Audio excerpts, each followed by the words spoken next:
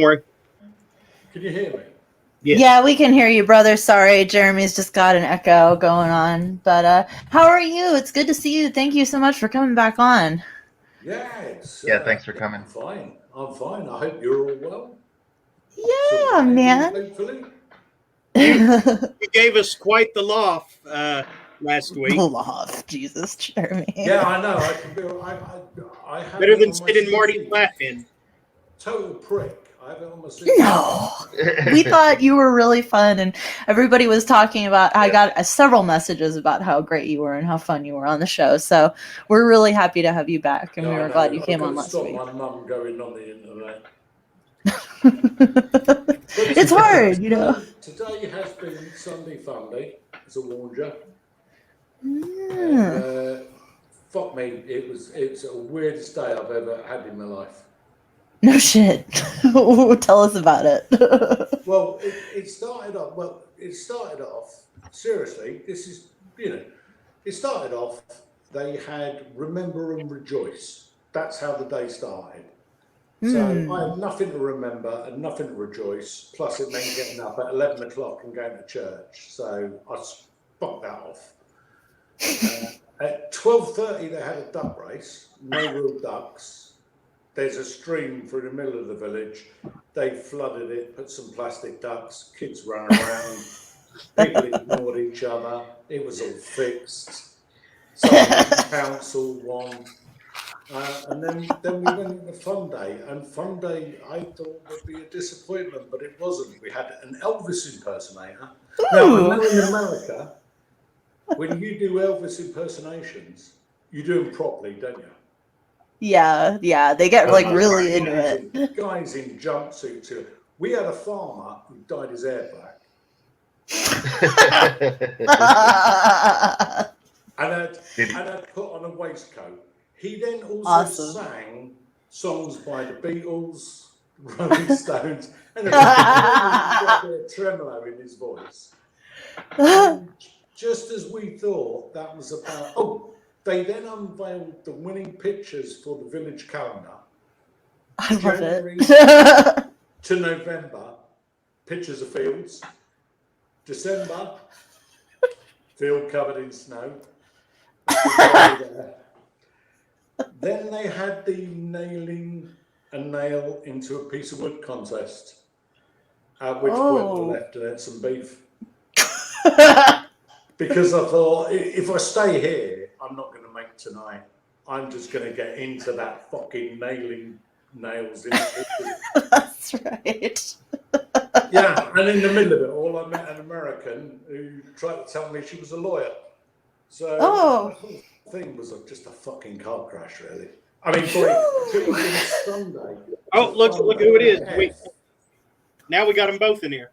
Hello. Oh, good. Hi, Sean. Hi, Sean. Thanks for coming on, too. The only reason I'm looking a bit startled is my eyes are shit and I couldn't see what the word was there. Sean. Hello. All right, mate. Yeah, I'm good, thank you. How are you? Brilliant, mate. What the fuck did you read that bollocks for? You read it straight away. Oh, it was brilliant. I mean, really enjoyed that. Reminded me of Kafka's The Trial. Sorry, for those who don't know, I had what's it called? Dog food. Dog food came out today, and Sean, for his total inability to have a life, just read it the minute it came out, and then reviewed it. So I'm made up, mate. It's nice to meet you, isn't it? You're in Gloucester, aren't you? Yeah, Gloucester. Where are you? I'm near Lincolnshire. Oh, okay. But I come over that way quite a bit, so we must meet up for a beer one day. Yeah, that sounds great. Absolutely. Welcome. Yeah, kidnap some people or something. Yeah. The surprise is we've actually set you both up on a blind date. This is our dating show version of The Quiet Place now. Yeah. He looks rolling or hot as something. well.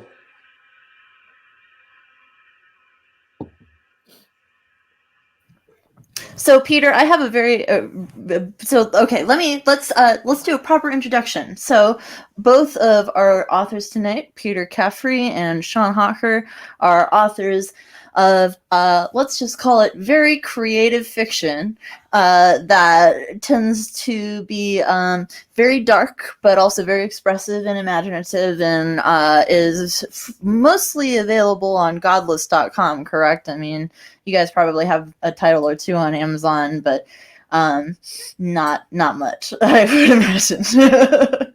Yeah, I think that's fair. Yep. Yeah. Devil's Hairball. I can't remember Sorry? if Devil's Hairball is on Amazon or not. I thought that's where I got it. I don't remember. I think I have seen it on Amazon. So yeah, I mean, but you guys also, I mean, that's kind of selling the work short, because I think you're both very interesting authors beyond your shock factor. Caffrey, I really liked The God of Wanking. I thought it was really just a great, book all around, kind of dealing with this trickster god. Yeah, no, thank you for writing it. It was excellent. And then Sean, I really, I haven't finished Fish Pie Face Fuck yet, but you and Simon, you blend very well for a reason. You both have similar sensibilities in terms of like really just plowing as deep as you can into the unconscious, and I find that ability to like really come up with creative expressions of violence to be very interesting and important in the work that we do as writers. I mean, if we're not going to do it, the fucking Nazis will, so somebody's got to write that shit to keep people from doing it. On Dumbledore, we used to say that. I mean, we just have a laugh more than anything else. Yeah. A very similar sense of humor. Yeah. That's the other thing too, is that both of your books, Peter's and Sean's, you're both very funny. And I think that really that's like an undersold component of what I would see. It's hard. I think last week Peter was talking about how he doesn't really, you were talking about you don't really feel your work fits into one genre in particular. No, I'm a bit of a nomad. Yeah, totally. But at the same time, certainly The God of Wanking is partly an expression of the way sexual repression leads to violence and various criminal acts, so you have this interesting purpose to these kind of splatterpunk works. Why? Let's start, I guess, with Peter. What kind of draws you to doing a story like The God of Wanking or the dog food story that just came out today? And then Sean, we'll have you next. I don't know. I think for me, I didn't grow up in an age of horror and bizarro and splatterpunk. I'm an old man. I'm older than all of you. I'll be dead soon. I grew up in an age of really, we didn't have alternative fiction. We had Kafka and Gogol and Dostoevsky and Samuel Beckett, and to me, everything they wrote, no matter how strange it was, challenged something about the human condition. And to me, that's what I like to encapsulate in writing. And The God of Wanking is actually based on something basically true. It's based on the true story of a boy who saw a house filled with religious effigies and found it difficult to masturbate.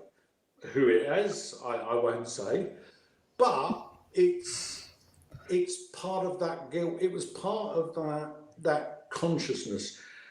To me, as far as I'm concerned, if the worst thing in the world happens to you, there's a bit of humour in there. If there's no humour in there, then I don't know. I fail to see it. I'm the kind of person who'll be stood at a funeral and go, "Not bad for a man with big ears." So that's my mentality. That's my mentality for me. It's my mentality for the rest of the world. So I don't set out to really have a message. I just tell silly stories, and if there's masturbation and religion in them, and maybe some animals doing shits, all the better. Just makes me laugh. Yeah. I'll say something now, and this is really horrible, but if I can explain this, I remember one Christmas, me and my mate, we went to the pub on Boxing Day, and I don't know what it's like in America, but in England, and George made me right on this, everybody has a great Christmas Day. Boxing Day, it's kind of a haze. If you go to a pub in Britain at opening time on Boxing Day, the only people who are in there are people who've got some regret. So we sit in there, nursing a pint, pretending that it's still Christmas. And there was me, my mate, and there was an old boy at the bar. And we were just sat there having a drink. And at one point, this old boy at the bar just fell backwards off the stool. Oh, Jesus. And he landed on the floor. And as he landed on the floor, his syrup just flipped off. And we could not stop laughing. The ambulance guys were carrying him out, and we were still pissing ourselves laughing. He dropped dead, but at no point in my life could I ever have any remorse for that moment, because as far as I was concerned, if that was my death, I'd want people to laugh at that. And Oh, hell yeah. That's the beauty of life. That syrup just flipping off. He'd gone to the pub. All he wanted to do was hide his baldness, and all he did was gave us the best Boxing Day ever. And Well, I hope when I die, I'm talking about. I hope when I die, it makes people laugh. Yeah. That's a great story. I love that. Yeah, I totally agree. I just was telling an anecdote the other day about how there was like 4 or 5 years ago in Tucson, must have been 6 years ago now, then I was like down there buying cigarettes, and I don't smoke anymore, so no emails, please. But I was getting my change, and the guy who behind the counter, who was obviously an Arabic guy, says, okay, here's your change, it's 9/11. And I just looked at him in the eyes and I said, no, that's a transaction I'll never forget. And the look on his face as he struggled to not laugh was hilarious. It was great. And I left because I couldn't say, I knew the guy a little bit just from seeing him all the time. And it's like I couldn't linger to laugh with him. So I just left him to stew in it while the next customer came up. And it was great, You got to find the humor in the tragedy, man. Like, what do you think about that, Sean? I mean, you obviously have some very funny acts of violence. Yeah, I mean, I don't know if this is a British thing or if it's a worldwide thing, but I definitely think we tend to look at the absurdity of life. I see that a lot in a lot of British literature anyway. But it's something that draws me, and I've always been interested in sort of comedy writing, probably more than horror, to be fair. I'm a big fan of, the anarchic British sitcoms like The Young Ones and Bottom. I love The Young Ones. Yeah, but sure. Yeah. Where do you stand on a heartbeat? I don't know. It rocks. It's the most wooden acting. It's the shittest plots. Even when there's a murder, they always find out it wasn't really a murder. Someone just died of an illness. And it's got green grass in it. To me, Heartbeat is the best comedy we've ever made. Had a great theme tune, I remember. So, yeah, with Nick Berry. Yeah. Comedy gold. I haven't seen that in a long time. ITV2. Sorry, yeah. ITV3. I'm not plugging it or anything. Holy fuck. It's shit, but I enjoy it. I do allow myself every day one episode of Heartbeat. That's a nice thing. Just to remind me that the world is a better place than I think it is. That's good. Yeah, that's the way I feel about Twin Peaks, man. Is this the thing that ran from 92 to 2010, brother? Is that how long this thing's been going on? I don't think it was around in 2010. What, Heartbeat? Yeah. No, fuck me, no. No, Regina, no, really. We're dipping into the pool of shite here. I know, it sounds like it. I'm curious. No, I'm just super curious. Yeah, this is not called cult TV. This is the pool of British shite. Yeah, Rest this is assured. Eldorado. What I was hoping for. It's so English, it's unbelievable. That's hilarious. What is I it mean, like the seriously, British equivalent if of they have CSI or anybody something? who's- Yeah, Sorry? it's very quaint. Like is it like the British equivalent of like CSI or something? Or it's just these goofy murder No, plots it's every like episode? no, CSI is intelligent. This is shite. CSI is not very good either. Yeah, I know. I was gonna say. I don't think it had the production values of CSI. I don't think it had production. It's a load of Everyone just WhatsApp filmed in a people field. going, how can Just filmed in a field. Someone got a hobby costume from a local party shop and used that, I think, didn't they? Yeah, I mean, the other thing to remember, it was called Heartbeat because originally it was a copper who was married to a doctor. Heartbeat. Oh, he's on the beat. She's got a heart. Yeah, it's shit. Let's play some 60s That's music. genius writing, my friend. Yeah. But to me, that's inspirational.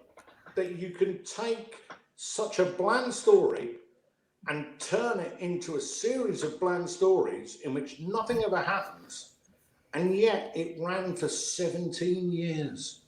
Like a Jeeves and 17 years Woosters of thing. shite. And I still watch it now. I watch it. I've watched it so many times. I can quote it. That's awesome. Funny. Yeah. Listen, when Doctor you Who's love been running longer drugs, than that, you've right? got to have a hobby. Yeah, it's true. You do gotta have a hobby.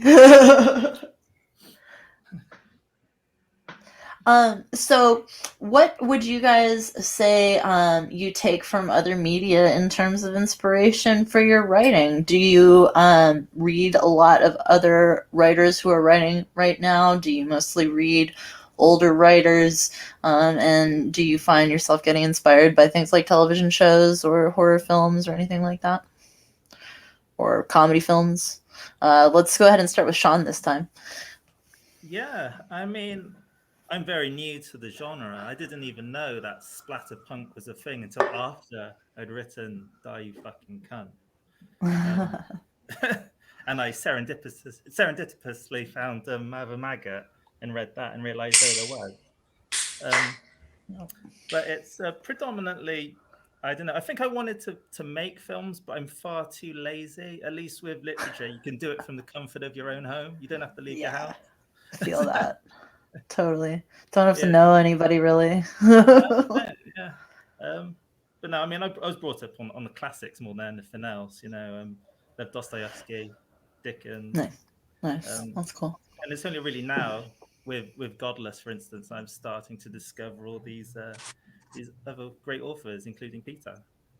That's really cool, man. That's great. I know. I love Godless. It's a really interesting experiment in terms of the way it tends toward these shorter, cheaper books. I think kind of opens the floor to a new kind of creative expression in terms of storytelling. So it's really interesting to see that. And it's old, too, because it's just like old serials, you know? It's great. That's one of the reasons I like to keep my books short, is because, one, I know that people's TBR piles are ever increasing and never diminishing.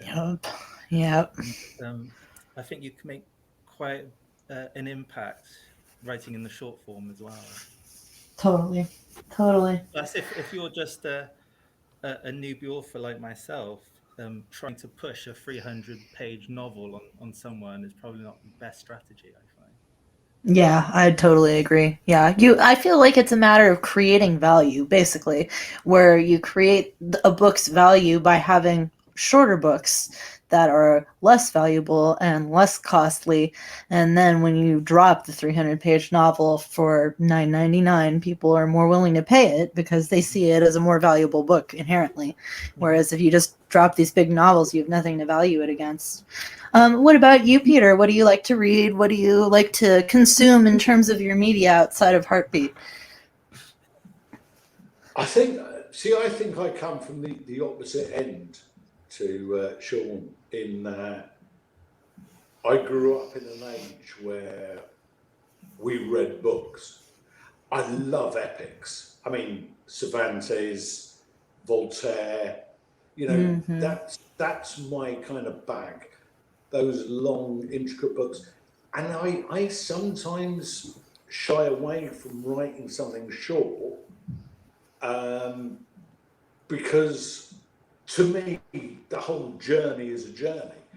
But to be honest, where do I get my ideas from? Well, life. I mean, today, a great example today, I was watching my absolutely shite Elvis impersonation guy up there. And at one point, he went into a squat while he was singing something. And I do a bit of exercise. And I said to my missus, I said, his quads are going to be burning doing that squat. And then he came out of it and he went, if I had my jumpsuit on. And I thought, well, why are you wearing a jumpsuit? Why are you just wearing farmer's clothes? And he said, once it split, and by then I'd already gone to the point where I said to my missus, I bet he shit himself. And so in my mind, I had this idea of a really shit Elvis impersonator in a white jumpsuit going into that terrible, shitting himself, and then thinking, how do I get out of this by having to sing? And already I was like, I think I've got an idea for a scene in a story. And then while he was explaining this, of course, they were dragging the log on stage for the knock the nail in. And I thought, do you know what? People say to me, where'd you get these ideas? And I think, no, you just got to go and live somewhere rural. Fuck me, they're crazy. Just look at humanity. It's all around us. Gloucester on a Friday night. I think you'll find a lot of inspiration there. There's a homeless person. There's a homeless person who looks the spitting image of Keith Richards. Oh no! Hang on. Collecting a There's cigarette. a homeless person who is the spitting image of Keith Richards. Yeah, actually, I thought it was Keith Richards to begin with. Yeah, that's a good point. Have you asked him? He's just hanging out there drinking. I would venture. Don't ask him, are you Keith Richards? Just go up to him and just go, got it, Charlie, mate. Feed up a coconut tree.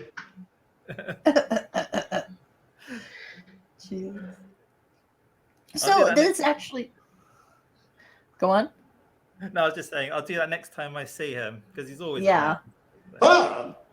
There you go. Sorry, I can't hear properly. Did you say her or him? So it's a woman who looks like Keith Richards. Well, initially I thought it was a woman, but then a friend of mine told me it was a man. So it's a man who looks like a woman who looks like Keith Richards. So all right. Who looks like a man who might be Keith Richards, or it might be a woman. How do you know it's a man? A friend of mine sort of knows him through someone else. People in Gloucester know each other. A man who is Keith Richards. I think this needs further investigation, mate. I think with a mind of yours, there's a book there. She was Keith Richards at the bus stop. Yeah, having a piss in the bus shelter. Well, Keith Richards is known for that, and so is the woman that I know who looks like Keith Richards who lives in Gloucester. What kind of music y'all like to listen to while you write? No music? Oh, don't even ask. Don't even start. Really? Come on. What about you, Sean? I don't know. I was listening to the soundtrack to a film called Koyaanisqatsi today. It's by Philip Glass. Okay, that's cool. That's cool. It's a good movie. Worth checking out. Oh yeah, that's really good. That's a really good. I don't know what you call it, a suite. It's really great. Yeah, that's cool. Have you guys generated the same backlash that Regina did with what was it, Cleared Away? Yeah. Have you guys gotten quite the feverish, detraction mail that she has with her Nazi story, or story about Nazis, I should say? What's the biggest detracting response that both of you have gotten? I guess Peter first, and then Sean. Well, if you ask me first, then the first thing I'm going to do is refer to Sean, because I was looking for it earlier. because I thought it was one of the best reviews I've ever seen. But I can't find it, and I can't remember where it was. And I think it was for the Captive Dwarf, or it may have been under its other name. Oh yeah, and somebody gave it 1 star. Oh yeah. If I was 12. Yeah. Was that yeah, you? I think he deleted that actually. It's not. It's Yeah, not. if I was 12, and do you know what? I read that and I thought I would buy that book in a fucking heartbeat. If I.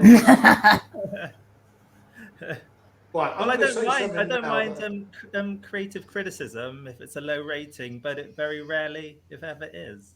I would have taken it if I was 12 in a fucking heartbeat. Yeah. What was their problem with which book was it that they were reviewing, Sean? This one, Die You Fucking Cunt. And what was their problem with it? Well, they were immature. Their review just said maybe if I was 12, so I assume they were thinking the humor somewhat juvenile. I'm guessing. Yeah, they were probably 14. Probably, yeah. Well, if they, yeah. I wonder what other books they had reviewed. See, because I don't know. That sounds like the review of someone who thinks they're too good for, like, I don't know, punk-inspired DIY type lit like Godless offers. I mean, if you're looking for some kind of, literary elitist stuff, you probably shouldn't be on godless.com to begin with. Mm-hmm. I mean, it's the DIY ethic and everything. Maybe if I was 12, man, there's stuff on Amazon. There's stuff on Amazon that's more immature. Wasn't Die You Fucking Cunt the Captive Dwarf on Amazon before it was on Godless? It was, yeah. I originally put it on Amazon. I had to change the title. The original title is Die You Fucking Cunt, but I had to change it to get it approved to be on Amazon. Now, was that in any way inspired by that old 70s grindhouse flick, the Sinful Dwarf? No, it's just a happy coincidence, actually. I think that's actually a porno. No, it's got the dwarf from Blood-Sucking Freaks. No, it's a horror movie. Is how it was pitched to me. Is how it was sold to me. I don't know. I'm probably thinking of another one. The one where it's a porno with the dwarf from Blood-Sucking Freaks. Well, there are a lot of them in porno. I've heard. You've heard. Mm-hmm, yeah, but you don't do that anymore. Yeah. You're not allowed to laugh at dwarfs anymore, even if they're sexy and funny. For some reason, that's like, and to me, that's just hang on a minute. Who made that rule? Was it a load of sexy, funny dwarfs? No, it was a load of tall people going, you can't have a fondle. Well, guess what, mate? We can and we will. Right. Exactly. Yeah. The cat doesn't approve. Gracie is disagreeing. So, Peter, also, I just noticed today that you've got a book coming out in the fucking Scumbags Burn in Hell line of books on Godless. Can we just go back a minute? Mm-hmm. Yeah, go back. I've got something to say on the negatives. Continue. I haven't had anybody say anything really negative or offensive about my books, and I kind of feel left out. I want someone to get me off. I want someone to really fucking steam. I know Ben go, well, the ending wasn't that hot, but I loved it anyway. But I've never had anybody just steam in, and I kind of feel a little bit neglected. Because really, I've got such good shoulders. I will relish someone stealing. If anything, I'll go after them. I'll follow them. I'll turn up at their wedding and go, hey, mate, your wife's not all that, is she? I don't get it. For some reason, people just go, yeah. The worst I've had is, yeah, it's all right, but I didn't really understand why you have to keep masturbating. That's what happens in all my books. Only freaks like Jeremy only freaks like me can relate to that. But yeah, the thing is, like, the funniest review I've had on any of my books, it was a 2-star review, and the review just said no. It's a good one. Yeah. Or I had a one-star review where a person just wrote started over and over again. A person just wrote what? Started. Like they just wrote started. Started. Yes. Okay, as in didn't finish. That's not really that intelligent, is it? That's like breaking into a house, waking up in bed. That's like they might be in a vegetative state and had rolled over on the keyboard or something kind of review, right? Yeah, it sounds more like they had a seizure. Yeah. I would put that down as a seizure, not a bad review.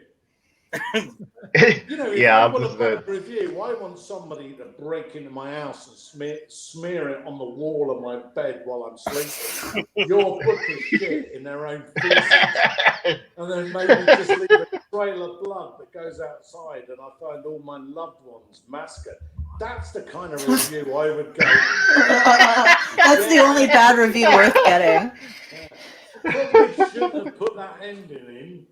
But yeah, no, I mean, people going, oh, I wish I was 12. Yeah, fuck off. Mm-hmm.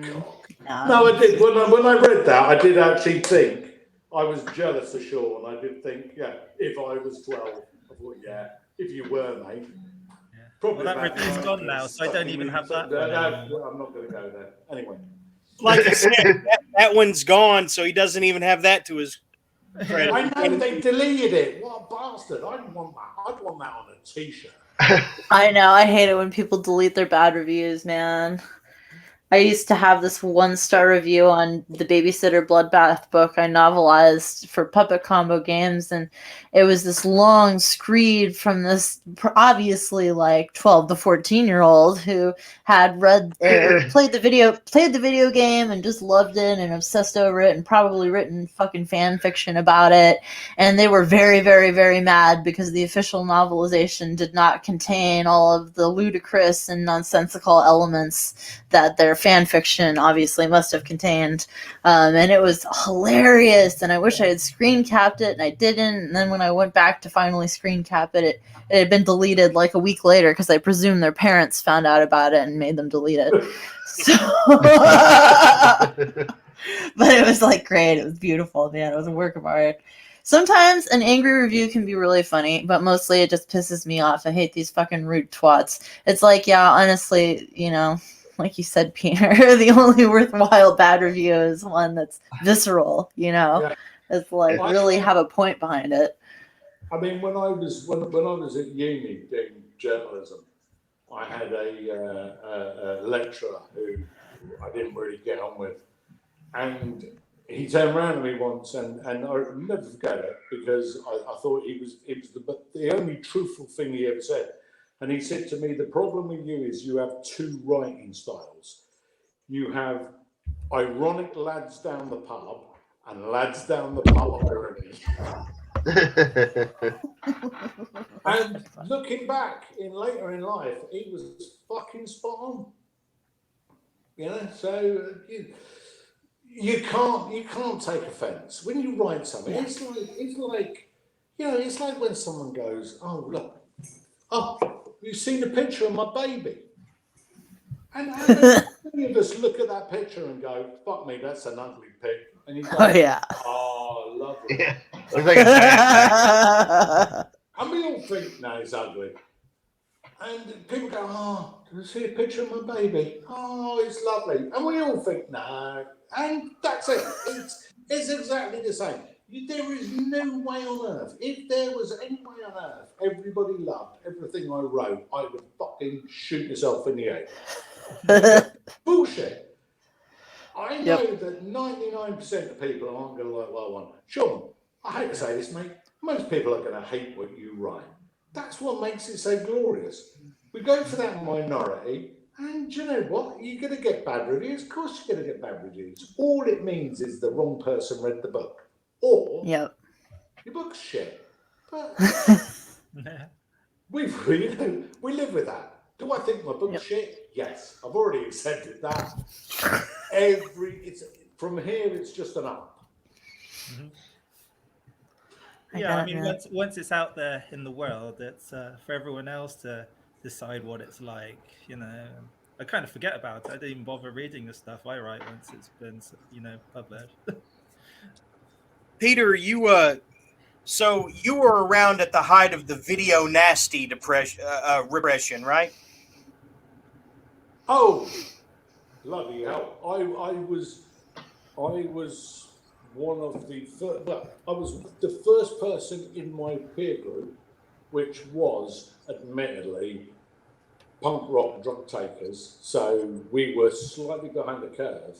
They got a VCR, and of course we got a VCR, and everybody used to come around my house and get stoned and watch a VCR. And I never forget our first night with a VCR. I can't remember what we tried to take, but we went to the pub to not watch something, and we came back and we had Ski Sunday, which was this BBC fucking programme about skiing. So we all sat and got stoned and watched skiing. Then we found a local fucking. I've got to be very careful because in our days in England, we colloquially referred to the corner shop as the packy shop. And they were invariably run by Indians or Pakistanis who were very nice gentlemen. But some of them started doing videos and they'd all do under-the-counter videos. And we go in and go, what have you got? And they go, oh, I've got, there'd be 4 or 5. They'd have like 4 videos there. And you knew that was just the law. So you'd have to kind of chat them up, and then they pull out the box of the video nasties. And yeah, it was crap. I mean, stuff you can buy now. They saved Hitler's brain, driller killer, stuff like that. But we had never had access to that sort of stuff. I mean, it's odd. I find it odd now talking to people about how restrictive it was then in the late 70s. Everybody who wasn't around in the late 70s thinks, oh, punk rock, it was all freedom. It fucking wasn't. You couldn't get hold of stuff. There were books we couldn't buy. So there were certainly videos we couldn't buy. And, I remember, was it Rabid? Marilyn Chambers in Rabid. And there was such a fuss made about that. Marilyn Chambers, big American porn star. We didn't know who she was in the UK. Rabid, terrible thing. Actually, it's a shit film. At one point she gets her tits out and like a knitting needle comes out from under her arm and stabs into somebody. And we were gobsmacked. We took it back to the shop and we're like, this isn't a video nasty, mate. We need our money back. And he was like, no, call the police. We're like, right. It was just insane, absolutely insane. And I think the bottom line is that no matter, all these things are. I remember The Exorcist. When The Exorcist first came out, there were reports in British newspapers a woman had died of shock during somebody had she had a premature birth and it had been stillborn because of the shock. They were literally trying to ban it. They were saying it's terrible. We were kids. We bunked in, and it was the best comedy film I'd ever seen in my fucking life. The Exorcist gets so much hype, and I don't understand it. I mean, I love it. To me, it's a pinnacle. I've shown it to my grandkids. I'm like, look at this. This is the funniest film you're ever going to see.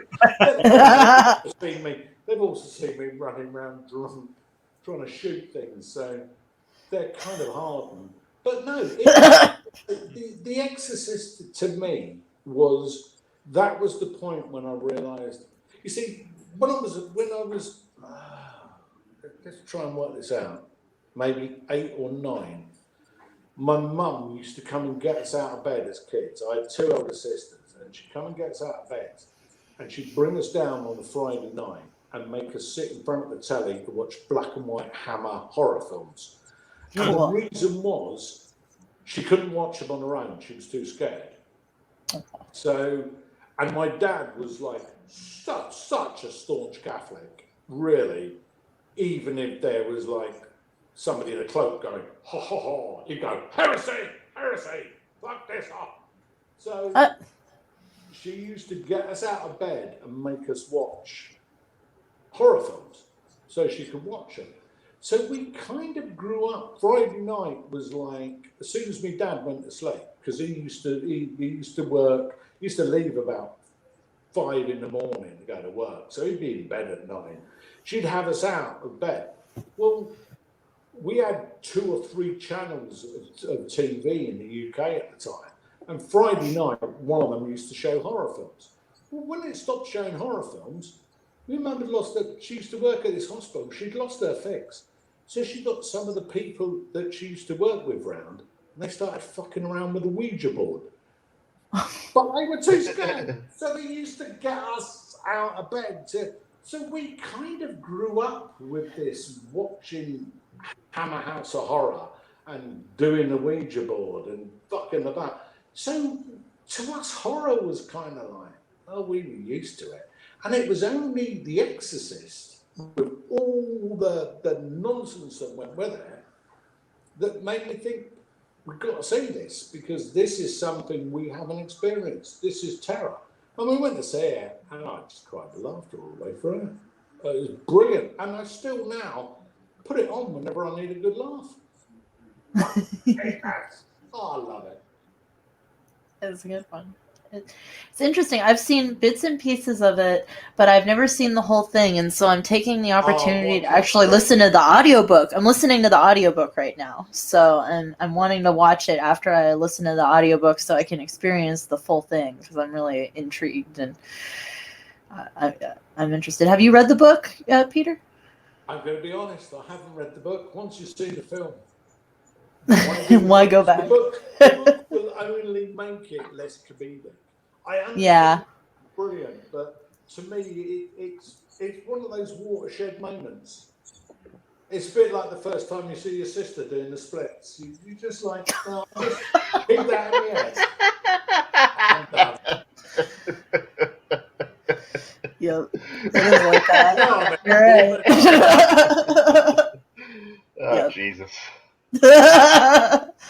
You know, I think the best Hammer horror film I ever saw was Frankenstein versus the Monster from Hell, which I think was the finish to the British Frankenstein Hammer series, if I'm not mistaken. That's cool, man. I'm not an expert on Hammer. I just watch it.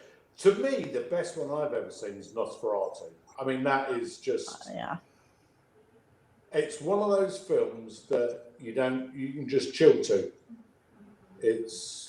I just love everything about it. The shadow,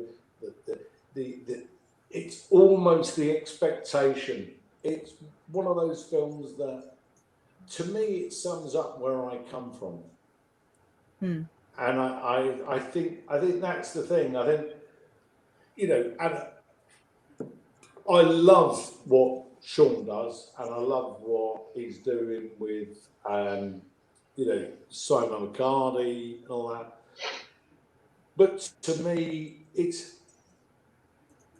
I find my roots are more in that slow burn thing. To me, it's that underlying story. And much as I love that impact and that insanity that they do so well, I can't do it. I'd have to force that, because I come from a generation of that slow creeping kind of dread, and I feel if I accelerate that, I lose my way. Totally. So are you a fan of folk horror then, Peter? I assume you like I'm not. Wicker Man and all that. To be honest, I'm not. This is going to sound awful. I'm not a fan of horror. No. Because of what I was saying. Because I grew up on horror, I've done horror to death. I'm like, if I want to be scared, I want to be properly scared. Totally. you know, we bought a big house with the woods, and I love taking my grandchildren out into the woods, especially Halloween. But fuck me, I would fill them full of dread and stories and stuff like that. And what I found with them was they would just sit there and grin at me and go, "You're drunk, aren't you?" And I realised I've kind of infected them with my complete disregard for it. So to me, horror is what happens. It's not what might happen. And I think that's where I kind of struggle with the horror genre, is that I'm not scared about what might happen if. I'm more scared about what's actually going to happen tomorrow. And that's, I think maybe your penchant for finding the humor in every situation, no matter how bleak, may go a long way in explaining your indifference to horror now. Don't you think? I don't know. I think my penchant for finding humor in everything is survival. Mm-hmm. Mm-hmm. You know, it's. I mean, don't get me wrong. I love horror and I like to be horrified, but I find it increasingly hard to be horrified. But the things that do horrify me, I've got to laugh about them. A lot of people think I'm very flippant. A lot of people think I'm very blasé, and I suppose I am. But that's because I tried to teach myself to not be afraid. I know that sounds very, very weird, but No, I'll be honest with you. At the moment, I'm going through something that most people would be fucking horrified about, and I'm waiting to find out whether it is horrible or not. But I've kind of taught myself to not give a fuck. I know that sounds a bit weird, but I'm sure you can work it out. No, if anything, that's something that people can maybe take note of in whatever challenges they're facing. Sean, you come from a different generation of horror. How was horror for you growing up? If that influences your work at all, I mean, I imagine it does somewhat, right? I mean, maybe there wasn't as much repression, but they were still probably not as mainstream as they are now, right? Yes, so I was born in 1984, so I still remember the old shops with the video racks and things like that. And did your mum give you a copy of the book? Yeah, and going in and getting all the old horror movies handed to me under the counter, so to speak, even though I was probably only about 10 or 12 years old. And it's funny, actually, because a lot of the times those horror movies were usually included within it, were usually some sort of porno as well, which is kind of weird when you're 10. But I'm sure what? it does. Porno at 10? Yeah. What's I'm weird sure about that? Well, when it's someone in the corner shop handing it to you, Yeah. when you want a copy of Hellraiser or something like that. Yeah. Hellraiser, bit of porn, packet. That seems right to me. So we all ended up here. I'm sure on a subconscious level, more than anything else, it probably does inform what I've written. And like I said, it'd be great to make horror films, but I'm just far too lazy to do that. Who's your favorite horror film director?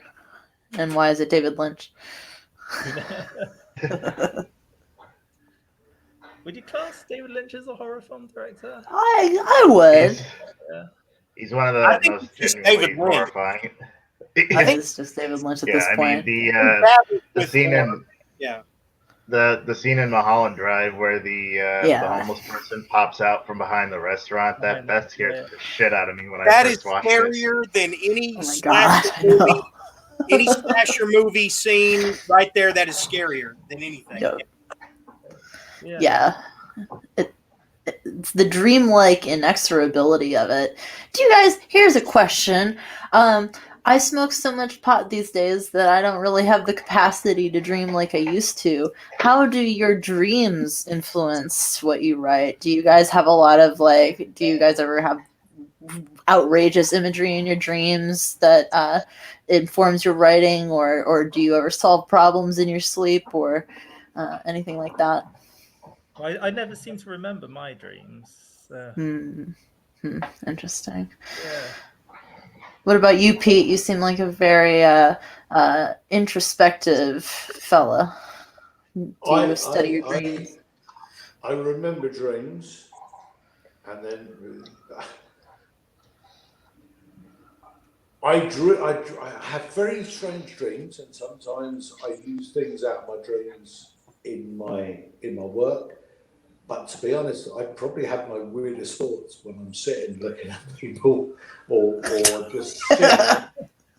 And sometimes I have them when I'm doing something really serious, and I just burst out. I mean, like today, I was talking to somebody who was a lawyer, and they said, I did some autopsy law, and I just burst out laughing. Seriously, I was sat next to me.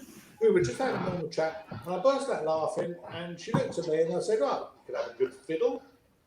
And that just came into my head. I thought, if you're having an autopsy, you might as well have a bit of a fiddle. If you're a lawyer, not a doctor. It just came into my head. And I didn't mean sexually. You're right, you know, fiddle. Just have a bit of fiddle. Just take something out. What does that look like? What does it smell like? What does it taste like? And then, of course, to try and justify it, because I thought, oh, she obviously thinks I'm a sexual deviant, I said, I often wonder what things taste like. Looked at me, and I said, like, an animal or a child, I think, what does it taste like? And my wife is just sat there, just really not fucking eating. In fact, she's so used to this bollocks. And then looking at me going, and you think, well, fuck it, someone's got to ask the question. No one. That's right. Do you know? Right? I don't know. You probably do know, and you're probably more science-based than me. But when Darwin brought back the giant turtles, they ate most of them on the way back. Because they went, oh, let's bring these giant turtles back. They got them on the boat, they started sailing back, they ran out of food. Someone said, well, we've got a lot of these turtles, let's eat one. So they ate one, and went, I mean, that's nice. They ate the whole fucking lot. They only brought back a giant turtle on the second trip because they ate the whole lot on the first trip. Now, I didn't know that. But I can dig that. That is my kind of person. Yes, I've gone off. I found a new rare mammal. By the way, fucking tastes great. I wonder how many people tried to fuck that turtle as well. Sorry? I wonder how many people tried to fuck that turtle as well. Well, it gets a. Yeah, I'm Too sure many. I'm sure just like buggering each other on the ship eventually got boring. Oh yeah, yeah. Are you all aware of skate? Of what? Scat, you mean? Skate. Well, do Americans know the fish called skate? No, I don't. Sean, well, you know skate. I've heard of it. Yeah. Now you mention it's a fish. You know they always say don't buy skate wings when they're pink. I've not heard that. No. Don't buy skate wings if they've got a tinge of pink because they're on a period. They have a vagina and a menstrual system just like humans. In fact, and I've heard this of very many people. I used to work with a lot of people from Norway. They are called the fisherman's friend because they have a vagina very similar to a human vagina. Now, what creature are we talking about now? It's a fish. It's a fanny. Jeremy wants one. Fanny. I mean, I'm talking English. A cunt. I don't know what you call it. A fanny. Yeah. You think a fanny's a bumhole, don't you? A pussy. We do call it the ass. Yes. Yeah. Correct. Fanny's a vagina. It's a fish with a perfectly formed vulva and vagina. So the fishermen fuck it. If they catch it, they fuck it. They don't throw it back because they're quite big. I mean, they are big. Like it would take 3 of you to fuck it, 2 to hold it down, and 1 to have a go. But that is a genuine thing. Nature's fleshlight. It looks like a I've never seen one, but if I did, you never know. You know, any port. looks like a stingray. It is. It's kind of big like that, but without the stinger. It's got less sting, more thing. You know what I mean? Okay. Sounds pretty shit. I just made that. So these things have periods. These things have menstrual cycles. It is rumored, but I do believe it's just blood. But I think it's because they are fuckable and have a vagina entrance But this is fisherman's tales. They also say, turn around 3 times, spit on a blind boy, you'll never drown. That's what my uncle used to say before he fucking drowned.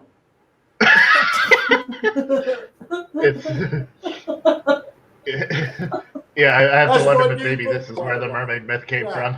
That's my new book. Drowning when you're fucking escape by Fisherman Jack. No. Please do. It's a great Yeah, we story. need more stories, sea stories. The fish light, Frank says. It's one, you know, it's one of these things that I think, you know, why not? These guys spend time at sea. Oh, Frank Elders has put a thing on there. Not the fleshlight, the fish light. Do you know what? Much as I love Frank, fish have feelings. Oh. You can't just use them. Once you fucked them, you got to do like a nice bit of sauce. Yeah, put a ring on their tail. Yeah. Yeah, a bit of capers goes well with skate wings. Or just use dead ones. Sorry? Just use dead ones, wouldn't you? They don't have to be Dead alive. ones? You don't want to fuck a dead one. One kiss you.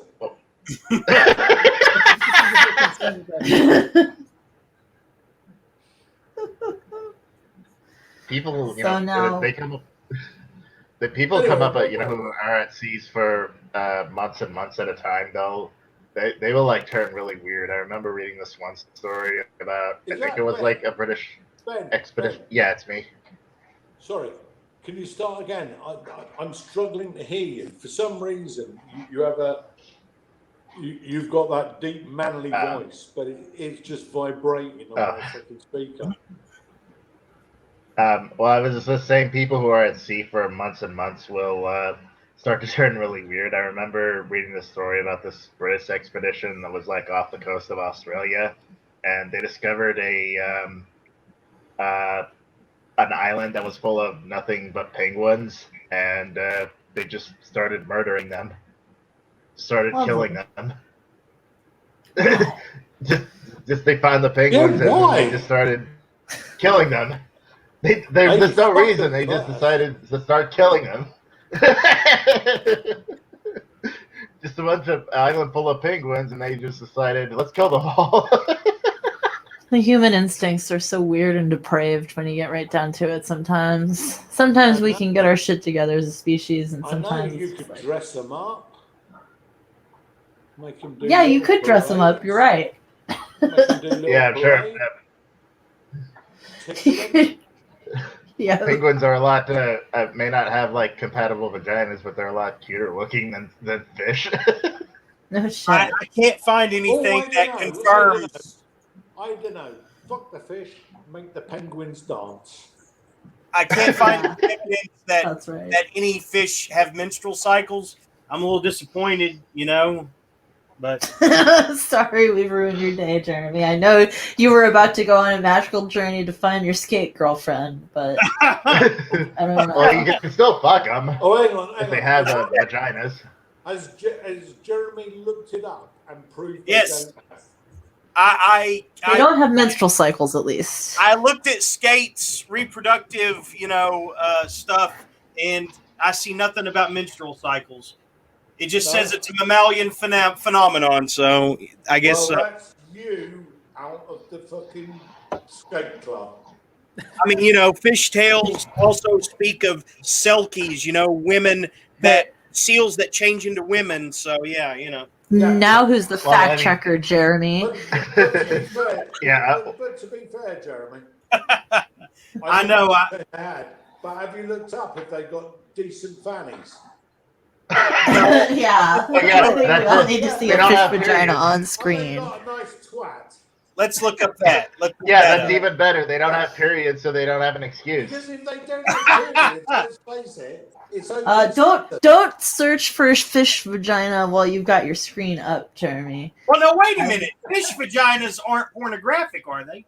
Well, this is, what I'm saying is you might get other vaginas while you're also doing the search for fish vaginas. Don't accidentally put in fishy vaginas.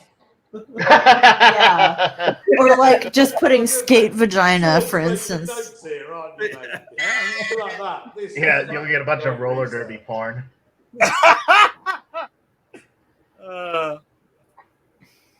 The journeys that these interviews send me on.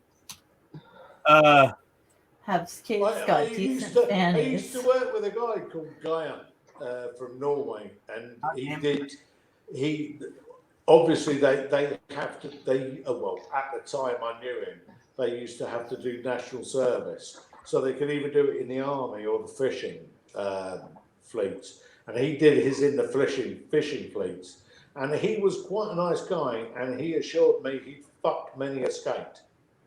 All right. And he admitted it just like that? Well, yeah, because his girlfriend was quite ugly. I used to say to him, why do you... And he said, trust me, when you fuck to skate, nothing matters.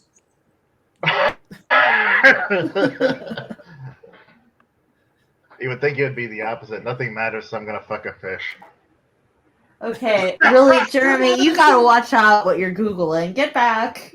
Go get off the internet. It's like, Sean. That's with you forever. Sean. Hey, Sean, was any of this a inspiration for your fish pie Facebook book? Yeah, right. Not really, no. Okay. I love a fish pie more than anything else. To gear it back towards the author-centric deal, what's it been like collaborating with Simon McHardy thus far? Yeah, it's been great. It's very easy. I was actually very humbled when he asked me if he wanted to write something together.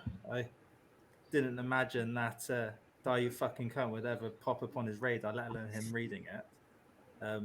And when he told me that he was reading it, I felt a pang of fear because he was the author that I wanted to really like it. Aww. But yeah, it's been very easy. We spend most of our time just chatting about other stuff, really, and then somehow a book forms out of it. That's cool. It's very easy, It's messages back and forth. Come up with an idea for a story for a chapter, then it just goes back and forth via email, and it's very quick. I think we wrote Neil in about 3 weeks, maybe. So I know that Simon contributes most of the gross out stuff. Like, I'm sure the first chapter with the bulimic girl, sitting on Daddy's dick and puking on him to finish him off. I'm sure that was all Simon. That was Sean, actually, though, wasn't Was it? it really? I have to admit that was me. Wow. Yeah. So you're interchangeable then. What did you bring to this?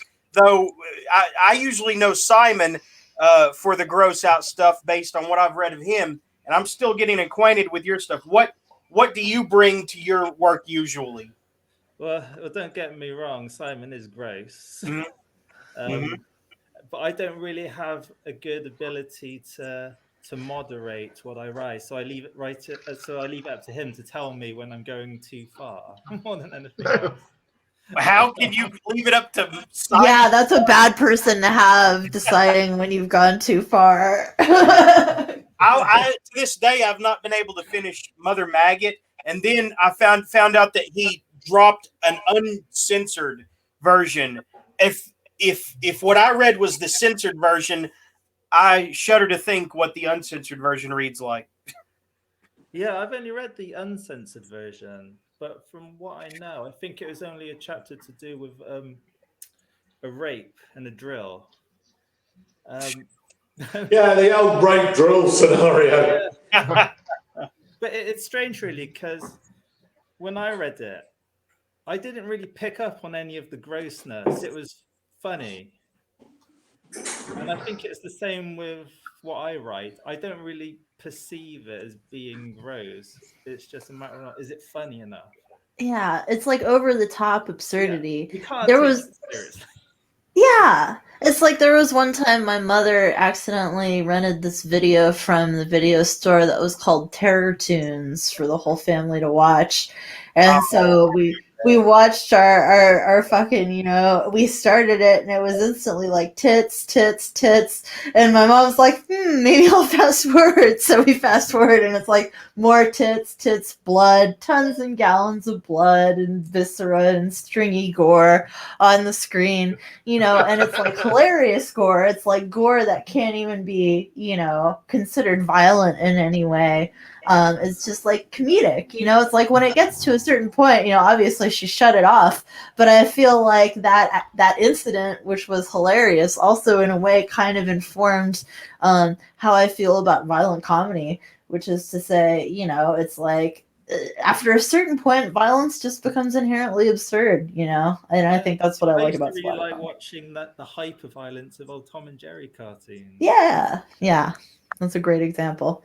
I'm really influenced by Looney Tunes myself when I write Splatterpunk, and I think about like Wile E. Coyote and Roadrunner and Tom and Jerry, and it's like it's just part of the thing, Daffy Duck getting shot in the face and his bill flying around his head. Yeah, it's sort of like we watched Suicide Squad. We watched Suicide Squad the other day, and I actually read that in a lot of countries, it got an R rating here in the States, but in a lot of other countries, it basically got the equivalent of like a PG-13 because most of the violence was considered like too fantastic to be offensive. Like Yeah. a giant shark man ripping a person in half, even though it's really gory, is not really very realistic. Totally. Yeah. That's interesting. I didn't realize that it was rated R here. That seems weird. It was very tame compared to. Yeah. Huh. I mean, the gore was pretty explicit. Peter, how long have you been publishing and writing? Sean, it seems like you haven't been publishing very long, right? How long is he? What? I started writing, I think it was April 2020 during lockdown. Interesting. My first collection consists of a bunch of stories that I initially published on Facebook just to entertain myself and a few friends. And it was only really when I started getting some positive feedback from them and them telling me that, oh, you should collate all these stories and bring out a book on Amazon. I thought, oh, why not? I'll give it a go. But yeah, it's really, that was it. New enterprise. That's cool. Yeah. And what about you, Peter? It seems like you've been publishing quite a bit longer. I was a spotty, mentally ill cunt in the 1970s. We were, we thought wrong, we did wrong, we were not normal, and then all of a sudden punk rock happened, and we went, oh, fucking hang on a minute, here's something we belong in. I was in a shit punk band. I was only in a shit punk band so I could write lyrics and write shit songs, and then realised we got close to a record deal, believe it or not, because we were shut. It wasn't because we were good, it was because all the labels wanted to sign a punk band. And I went, oh, I've fucking had enough of this.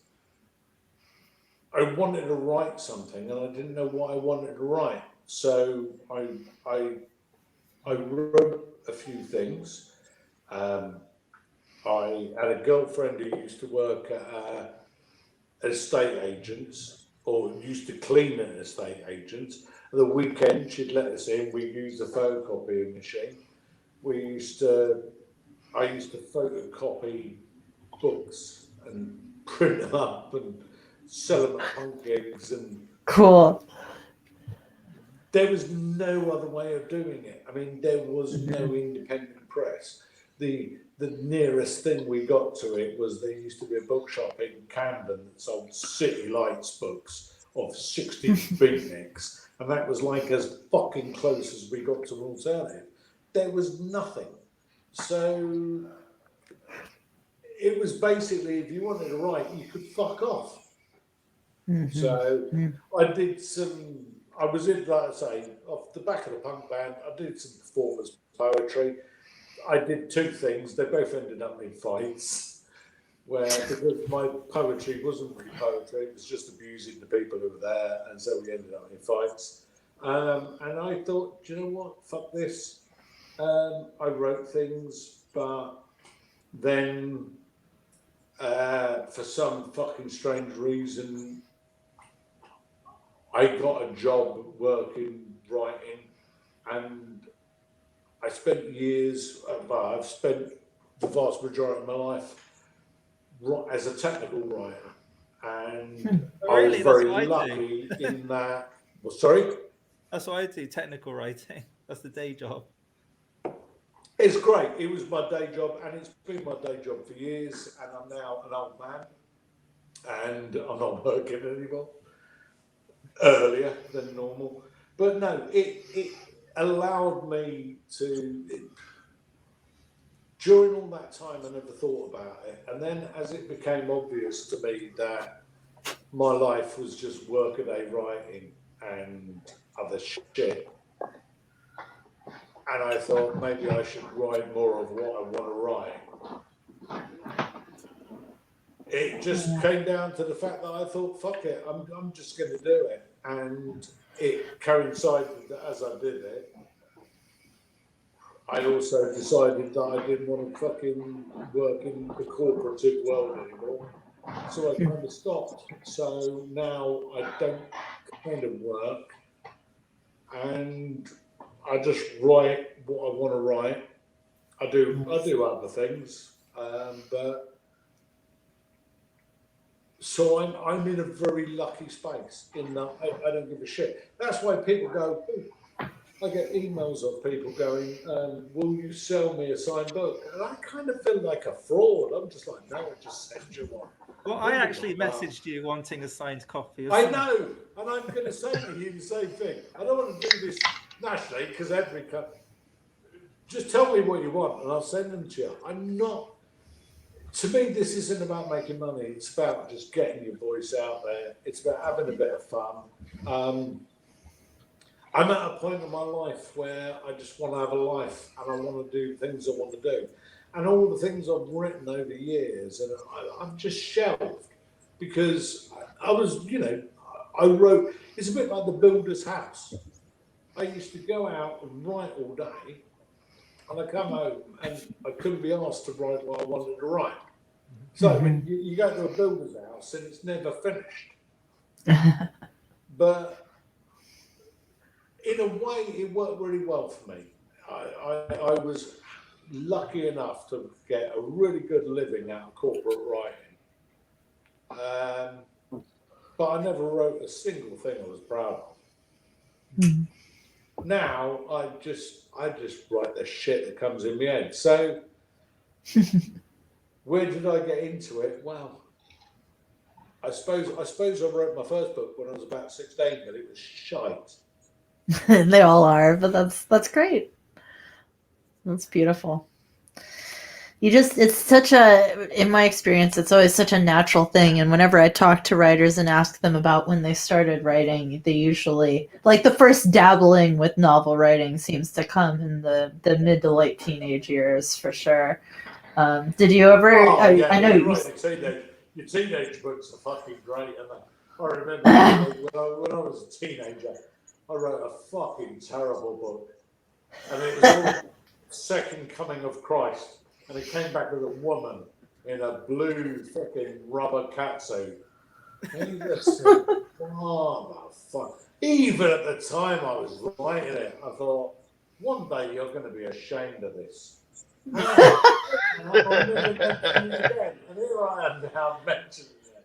But no, you do. You go through 1,000 ages. To me, it's all about, I mean, I love people who go, oh, I'm 10 and I'm going to write a book. Go and do it, mate. I wasn't. I always wanted to be a journalist. I grew up, I tell you what I grew up watching. The two things that were on the news all the time when I was a kid was the Nixon scandal and the Vietnam War. And I grew up wanting to be a war. This is in the UK. I grew up wanting to be a war correspondent. And all I wanted to be was a journalist. And that was it. And my father, thankfully, being born fucking an absolute avid fucking Christian, decided that the only people who would be journalists were homosexuals. So we had this lovely fucking ongoing thing. What the fuck? Yeah. So Don't quite get the correlation. Kind of like, you could write, but you had to eye the boys up. And the fact that, I wouldn't write, but I like women. Oh, really? So we had this, we had this terrible fucking ongoing thing. But then, in the end, he turned out to be great. And I know Ben has read Whores versus Sex Robots. What's it called? Whores versus Sex Robots, yeah. Oh, yeah. You know the story Train Terrence? Yeah, that was one of my favorites in it. Yeah. Well, when Terrence has his Alzheimer moments, that is all based, that is all true. That is all stuff that my dad did. And when I took the first time my wife, I've got to mention her. The first time I took Pat to meet my parents, or the first time she met them as my wife, we had some lunch and she went out and went, I'll do the washing up. So she went out to do the washing up into the kitchen, and my dad went, I'll take the dog for a walk. So it's just me and my mum sat in the living room, just having a chat. And she said, oh, Pat's been a long time. And I said, yeah, I'll just go and check on her. Now, I thought my dad's gone out with the dog for a walk. She's doing the washing up. And I opened the kitchen door, and my dad was just stood there in front of her, leaning on the kitchen table. And he went to her, what's your favourite truck? And I just shut the fucking kitchen door, went back and said, no, don't. Now, Ben, you'll get that, won't you? But yeah, that story to me was poignant because everything Terrence says is stuff my dad said when he had Alzheimer's.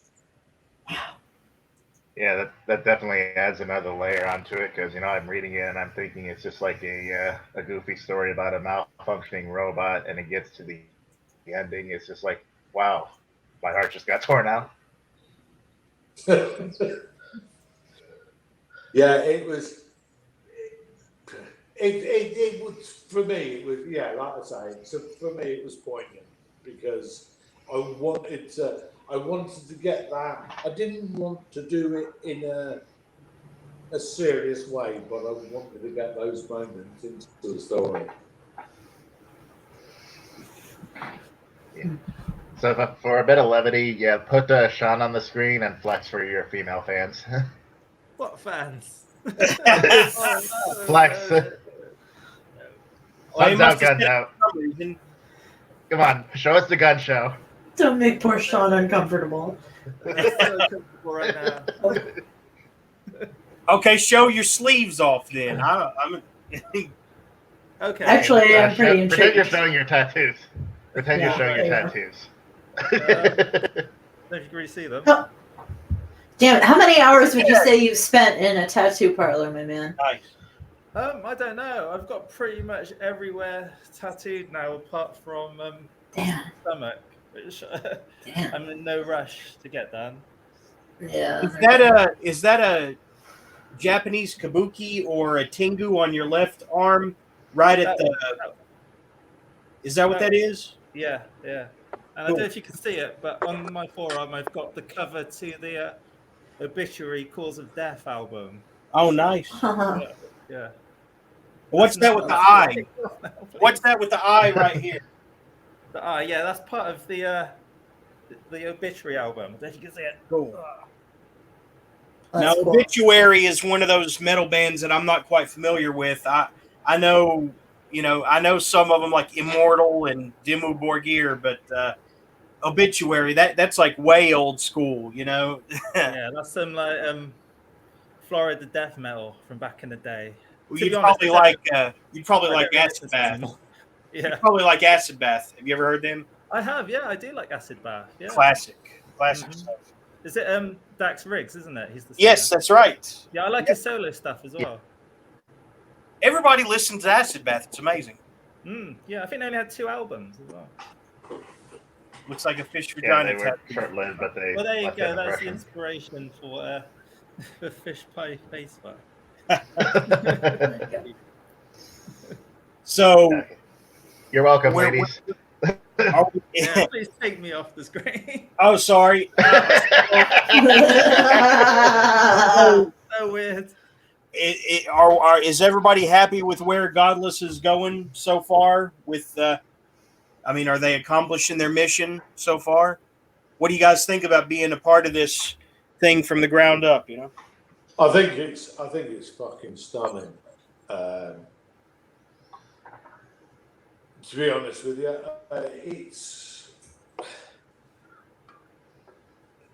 there are certain things you can't do on the Amazon machine, but to be honest, you go to Amazon and it's like you're casting into a sea of millions. On Godless, you've got people who are pretty much switched off. They know the genre. I'll be honest with you. Amazon will put you in front of millions of people, but most of those millions of people don't want to read about a boy who wanks and a fucking demon who comes along and makes him wank. It's not going to happen. Yeah.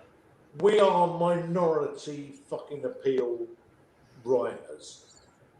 And Sean might disagree, but we are. We appeal to a tiny fucking section of people. If we can get those people to go to a source where they only get what they want,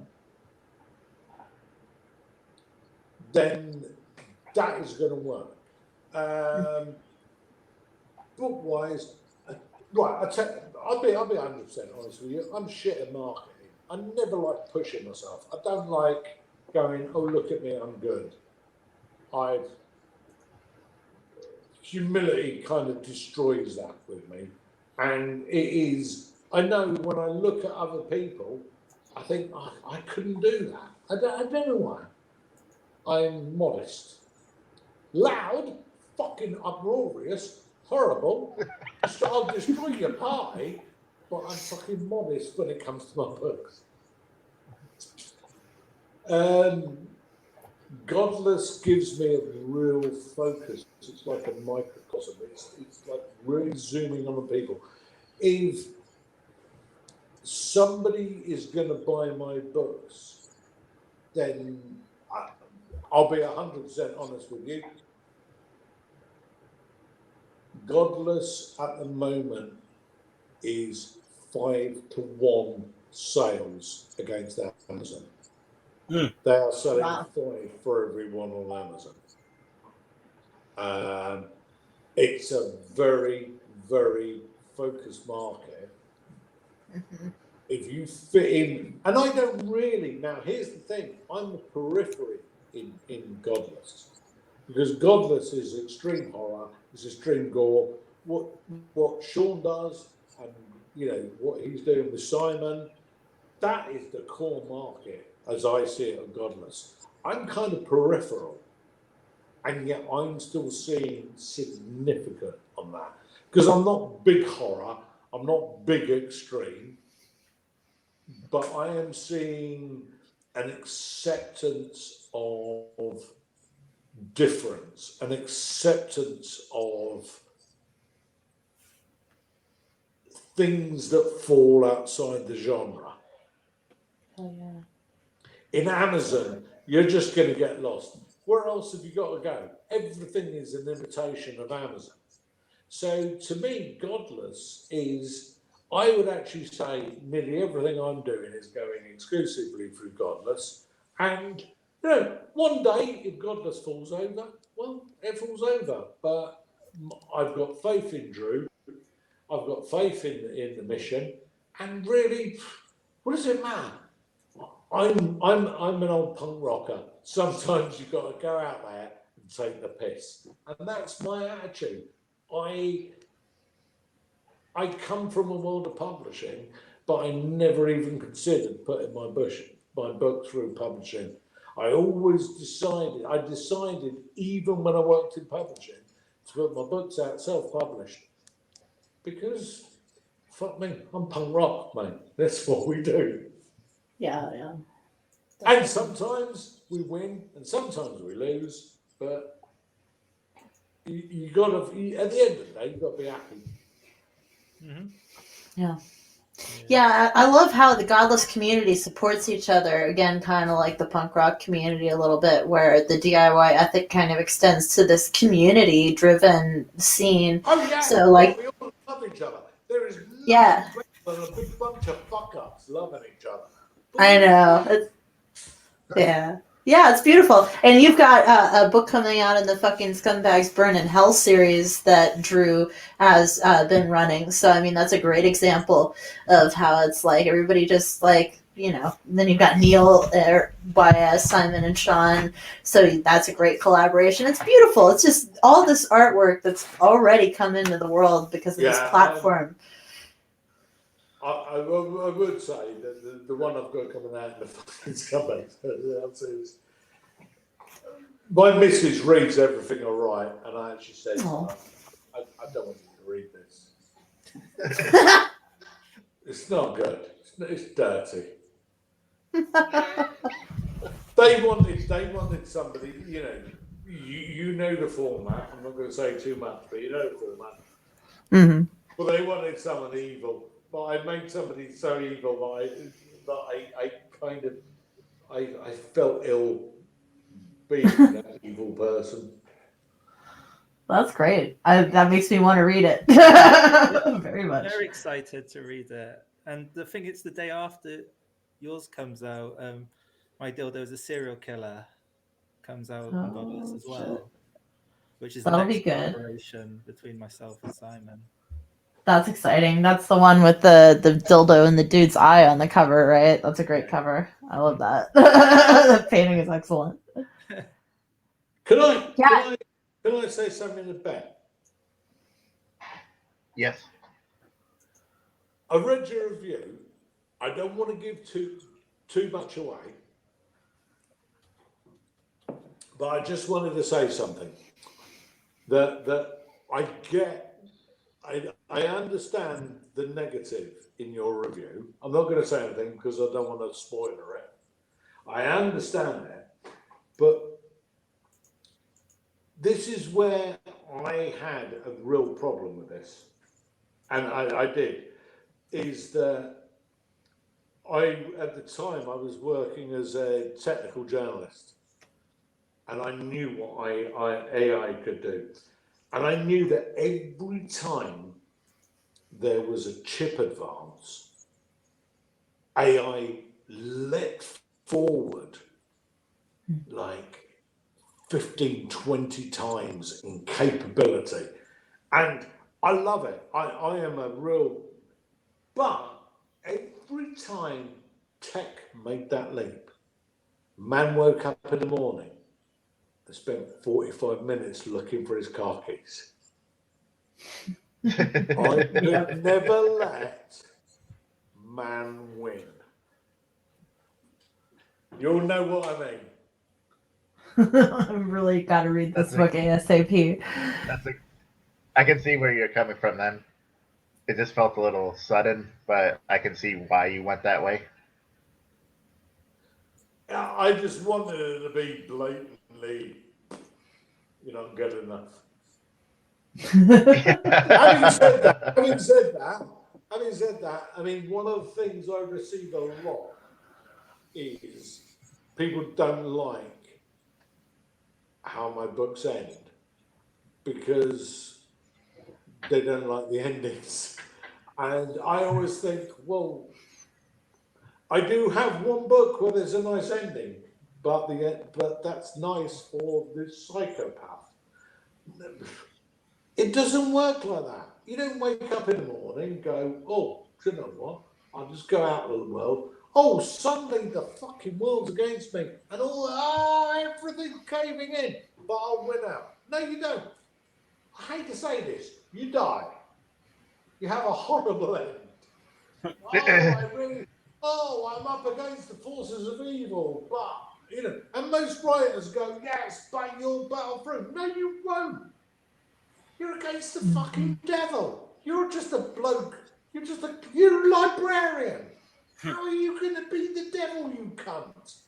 Oh, the devil's coming with an eye of and I've got a out-of-date stamp. No, fuck off. You're going to die. And this is the thing. We have been brought up to learn that, oh, guess what? The little man went, no, he doesn't. He fucking doesn't win. He dies. So let's just be honest. Here you go. Here's the devil, and here's you. Yeah, you're dead. Well, yeah, I definitely understand that. It's less. That's the thing. People say, be honest in your writing. Yeah, you're dead. And I mean, I don't want to give away the end of any of my books, but if you're going to read any of my books and want a happy ending, you're probably going to be fucking disappointed. Yeah, for me, it wasn't that it wasn't a happy ending. For me, it just felt like it came to a stop a little too suddenly. Well, it came to a stop because that's what in that situation, what do you want? Do you want a fucking party? Do you want a fucking... No. You hear dead end, it's over, mate. And yeah, that's what I wanted. I didn't, it's... I don't like to suspend belief. I mean, I know I suspend belief because all of a sudden there's all these luscious robots ranging around the streets trying to kill you. That is a suspension of belief. But the idea that actually 9 times out of 10, people don't die because they've lost an epic battle. They die because there's something fucking wrong. And then she went to turn on the water, and there wasn't any, and then she died. It's not, I don't do high drama. I almost like my people to die quite easily. Yeah, I mean, that's I mean, I like when people die too. But I did think the endings for the short stories were great, especially like Training Terrace, and I have to wonder, was it Being Priscilla? Was that inspired by the Velvet Underground song? Marginally. I mean, my favourite one of those is the one that started it all off was Owning Emily, and it was.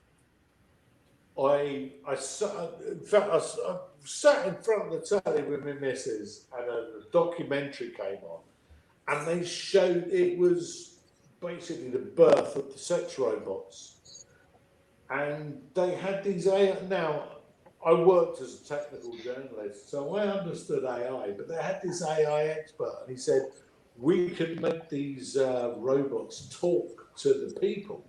And they were like, yeah, this would be great.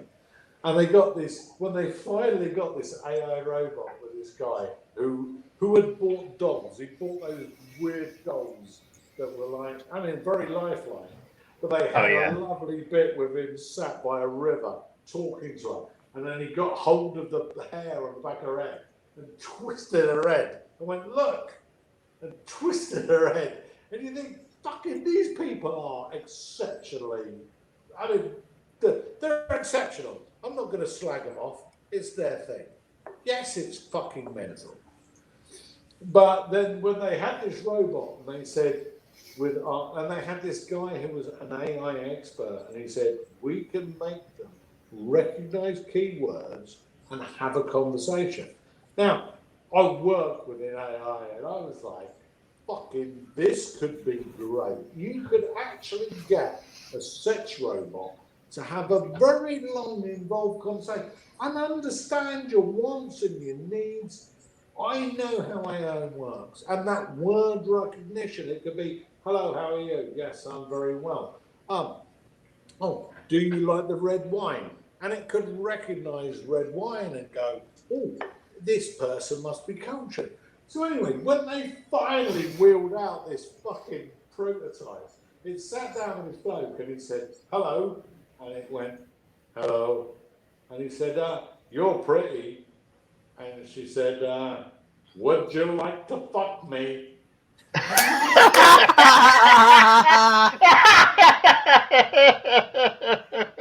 Oh, hang on a minute. You've got all that processing capability. And that's where Owning Emily came from. The idea that you could get a robot. Would you like to fuck me? Yeah, but first, would you mow my lawn? And I watched it with my wife. I watched the documentary, and straight away I said to her, I want one of these. I could go to the motor lawn. It was just, you know. And I wrote that story. I wrote that story, and I sent it off. I think it was off to Horace Lee's Trash, which is always good for a fucking crap dirty story. And I just had a little procession of writing about. I just had a little obsession with sex robots because I thought this is going to happen. We are going to have sex robots really soon. No, we already do, don't we? Yeah, I know. I've got one here. I'm trying to. That's the vacuum cleaner, isn't it?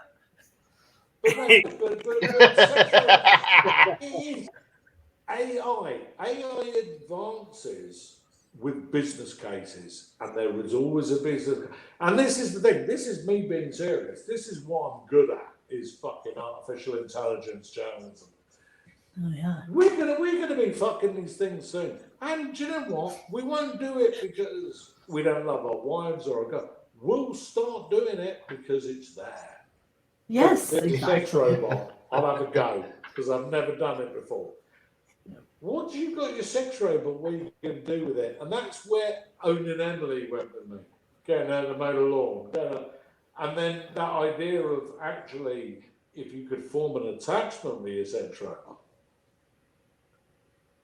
would you want other people fucking? No, you don't want other people fucking it. Almost bigger. It's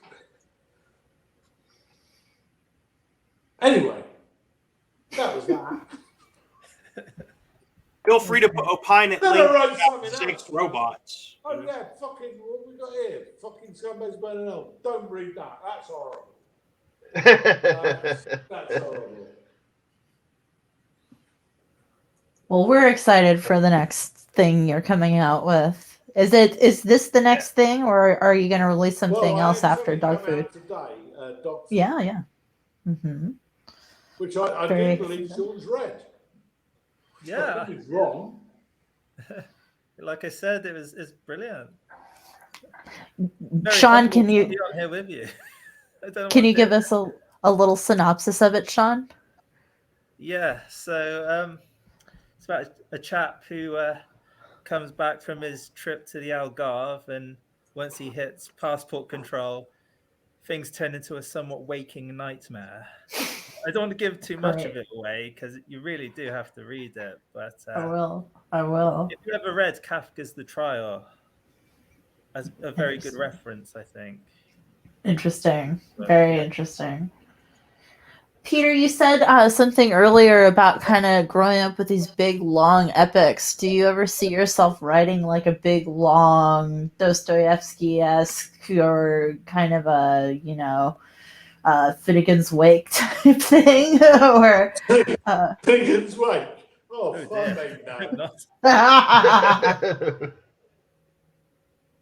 The Devil's Hairball was very much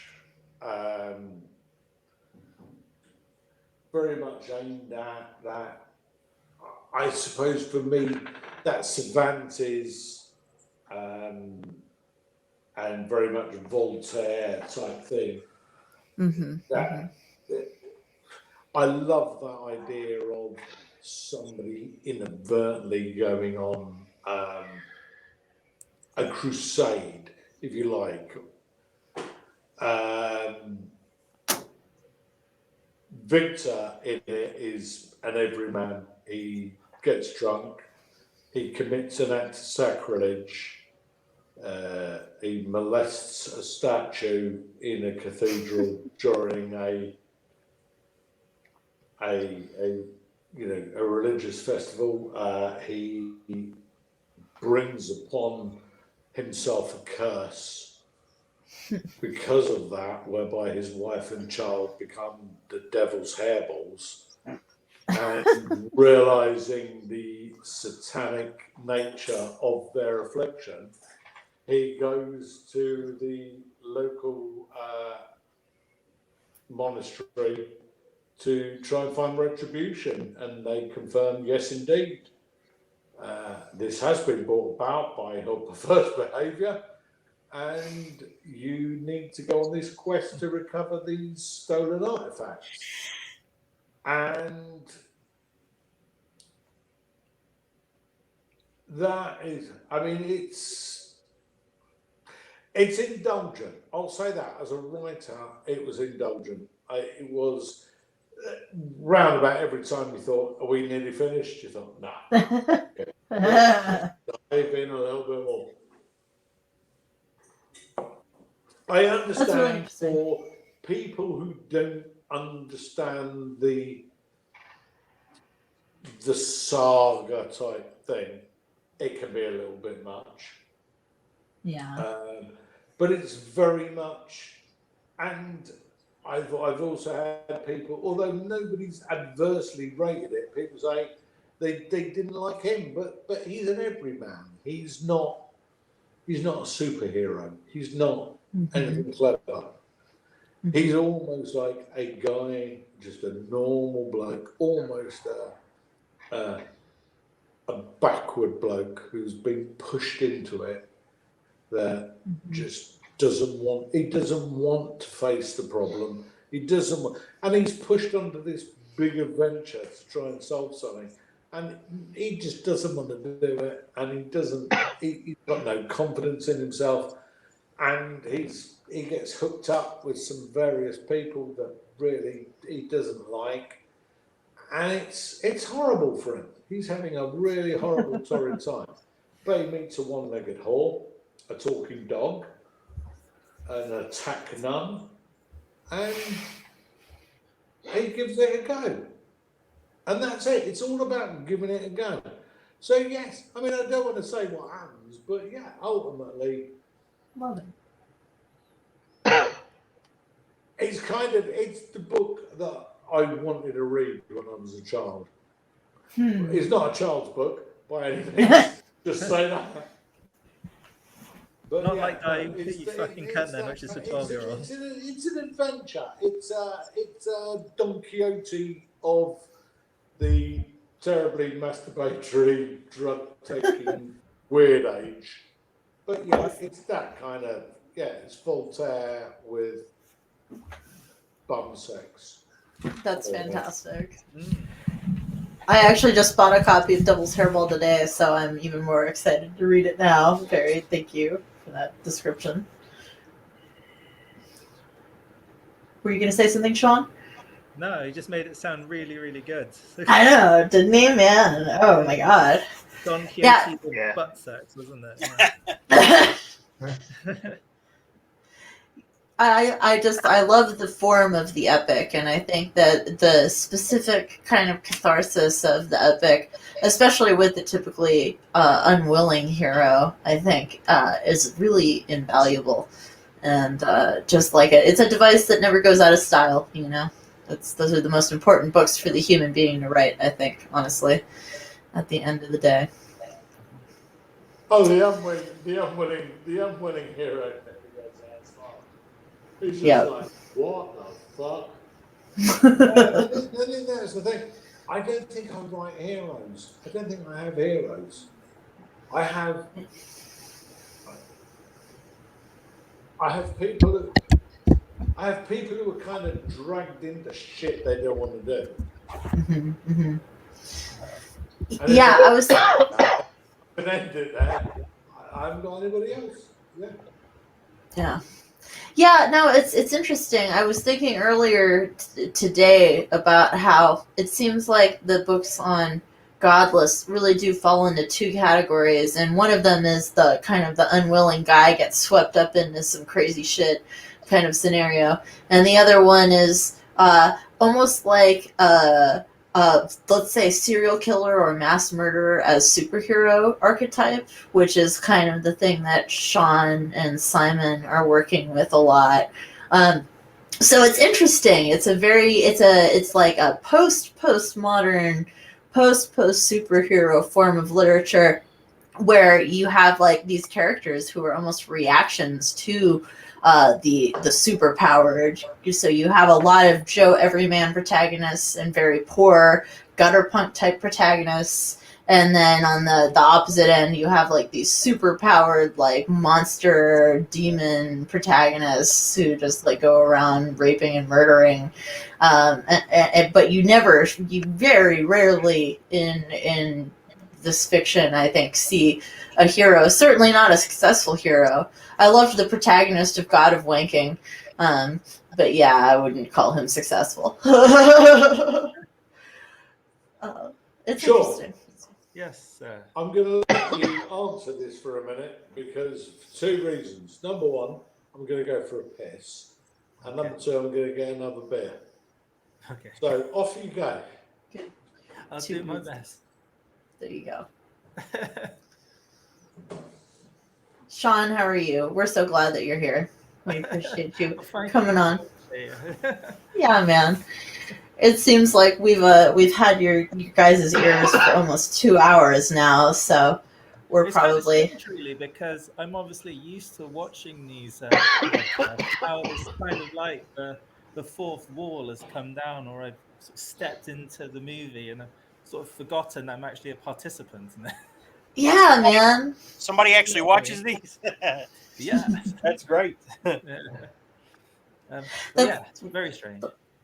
That's cool, man. No, it's to me, it's great. I love it, and I love the willingness of so many authors to come on and hang out with us because I think it's a really good show, and I think it's a good way to talk shop and to talk about the work. And hey, so who are you reading right now? That's the question I like to ask: is what are you reading right now at this very minute? Well, I usually have multiple things on the go. What have I got next to me? This book by Robert McFarlane. I don't know if you heard of it. I have. I have. He's a British nature writer, but he writes a lot about language and how that informs our idea of landscapes. That's interesting. Great author. You should definitely check him out. In terms of fiction, I generally just read the new stuff that comes on Godless now, But I find I don't read as much of it when I'm in the process of writing, like what we're doing now with Bill There Was a Serial Killer. Maybe because after you've spent all day writing that kind of stuff, the last thing you want to do is read about it. Yeah, totally. Yeah. But I've just finished Battle Cry of Freedom, the book about the American Civil War. Interesting. Really a biography on Robert Oppenheimer. I generally read a lot more non-fiction than fiction, to be fair. Yeah, But what about you guys? What are you reading?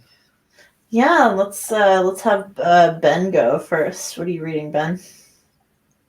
Okay. Well, just today I started reading Night Bitch by what's the name of the author? Forgot.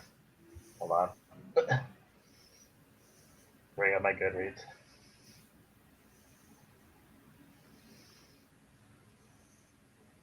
Yeah, it's a Night Bitch by Rachel Yoder. I'm only a few pages into it. It's about a woman who's a frustrated mother who had to quit her dream job to raise her baby, and all of a sudden her teeth start sharpening. She starts growing weird hair, and her husband is dismissive that anything is happening to her. So it's it definitely starts off as very intriguing, and there's obviously a very heavy feminist message into it. So I'm looking forward to reading the rest of that. Let's see. Also, I've not heard of it. I like the yeah, cover. Yeah, that's a yeah, great cover. it's a relatively new book. I think it was released just like a month ago or so. Cool. But I finally got it on the waiting list. It came my turn on the library waiting list, which is where I got it. Let's see. Also just finished reading Post Office by Charles Bukowski. Oh, did you? Oh, nice. Yeah. I'm a big Bukowski fan. It's one of his best. One of his best. Yeah. Yeah, it's pretty great. Like his Have you read his descriptions others? of I've read of his novel. I've read a ton of his poetry, and of his novels. I've read Women and Ham on Rye. They're just Plus, I've factotum. read his short story collections. Factotum is one of my yeah. all-time favorite. Yeah. I still think, Ben, that Factotum would probably be your favorite when you read it. Did you see That's the my movie? guess. Yeah, we just actually watched it for a movie night a couple of weeks ago. I love that movie so much. It's one of my all-time I thought favorites. Matt Dillon was great in that. He's so good. He really nails it. Yeah. Matt Dillon is almost like too cool to be Bukowski. So I think he looks like he smells too good. Yeah. Mickey Rourke is probably more accurate as what Bukowski actually was like, because Bukowski supervised the filming of the Barfly. screenplay for Barfly. Matt Dillon made it a little more sexy to be a dropout, like slacker, drifter, alcoholic, whatever you want to call him, right? Matt Dillon made him a Chad, is what it is. There you Yeah. go. What's that? I've not heard that term before. Chad, You know, really? Wow. That must be a mostly American, like The an internet is not alpha poisoned his male. brain. Okay. Yeah, the internet hasn't sufficiently poisoned your brain. Yeah. a Was that Chad is basically a mimetic version of an alpha male, right? Yeah, it's like an alpha male with a cartoonishly big jaw who just like gets all the girls and is like just ascended basically, and is the opposite of a beta. So there you go. There's your lesson. What were you gonna say, Peter? Yeah.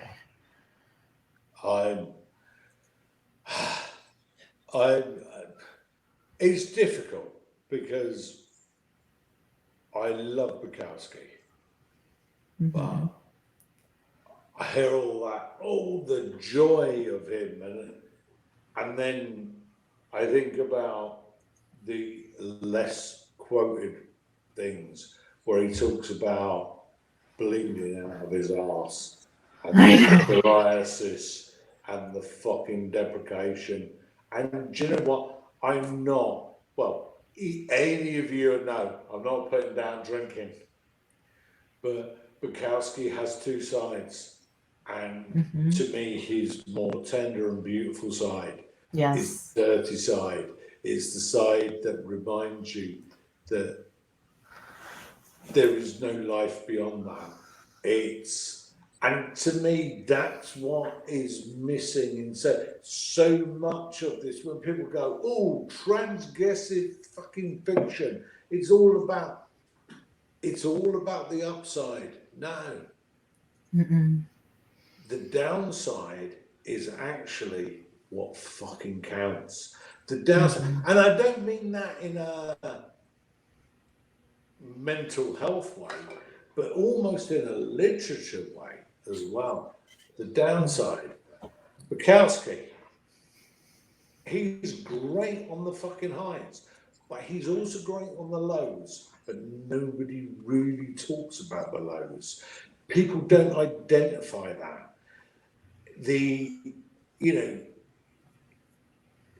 Burroughs, great on the lows, but people read the fucking sparkly big sign, and I think that's where we let ourselves down as a genre.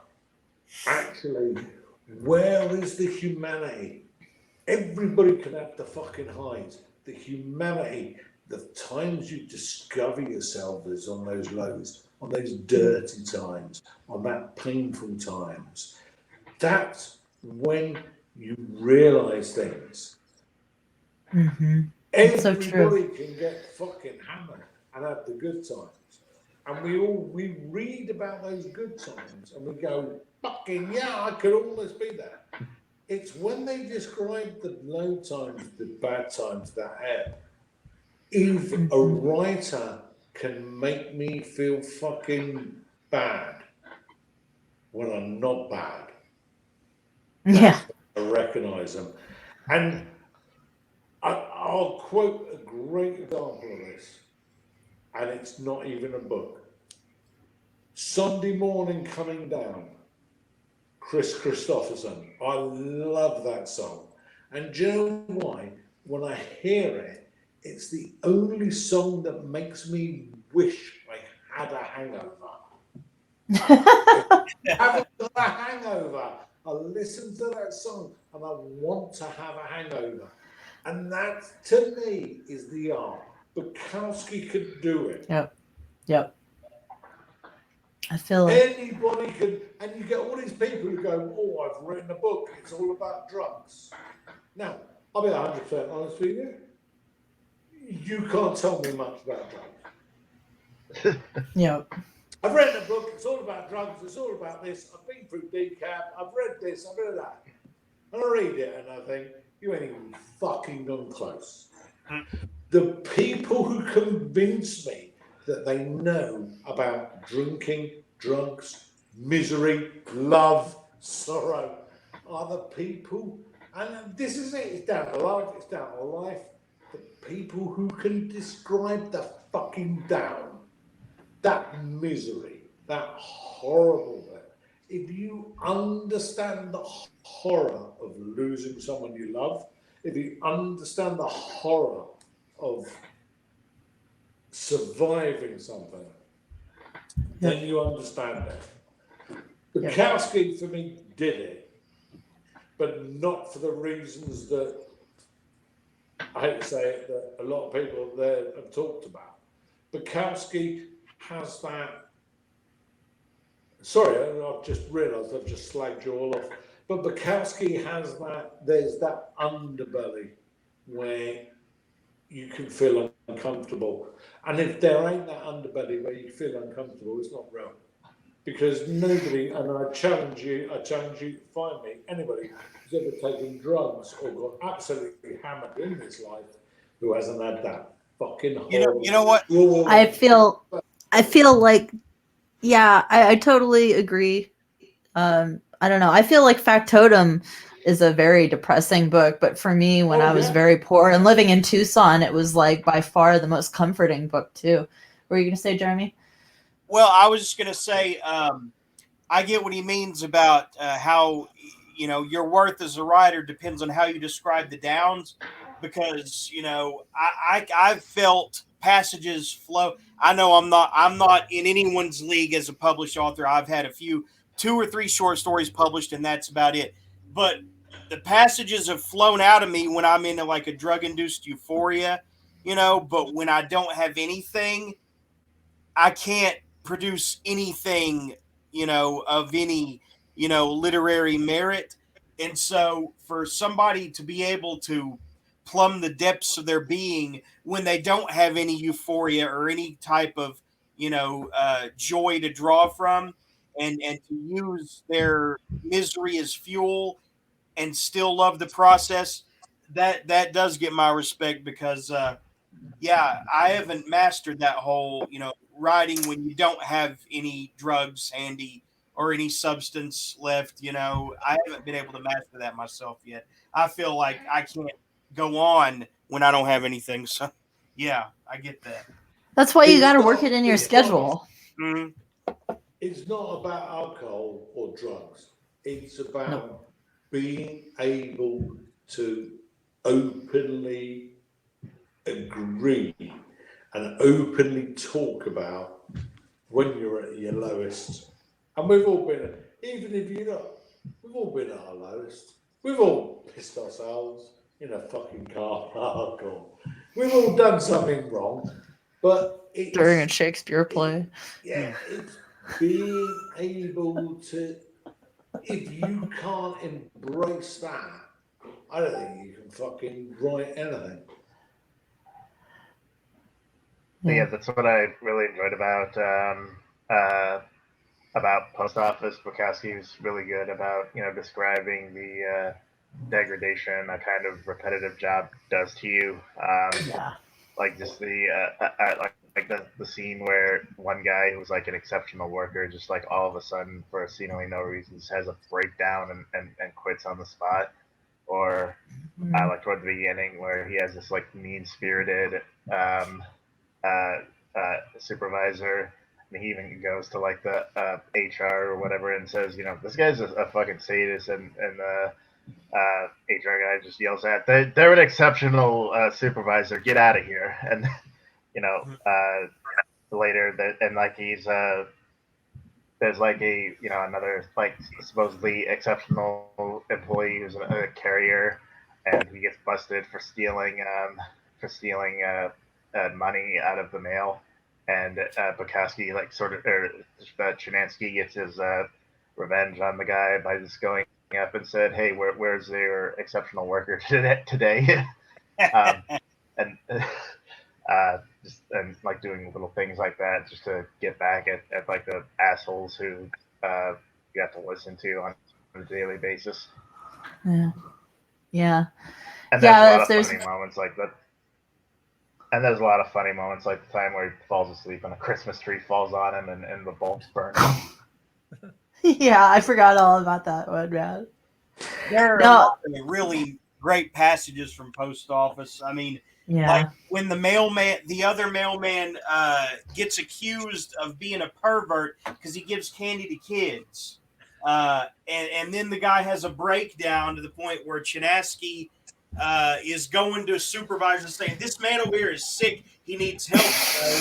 And it's like he's just having a meltdown because he was accused of being a pervert, and it's like it was nothing like that. He just liked to be nice to kids, and so yeah.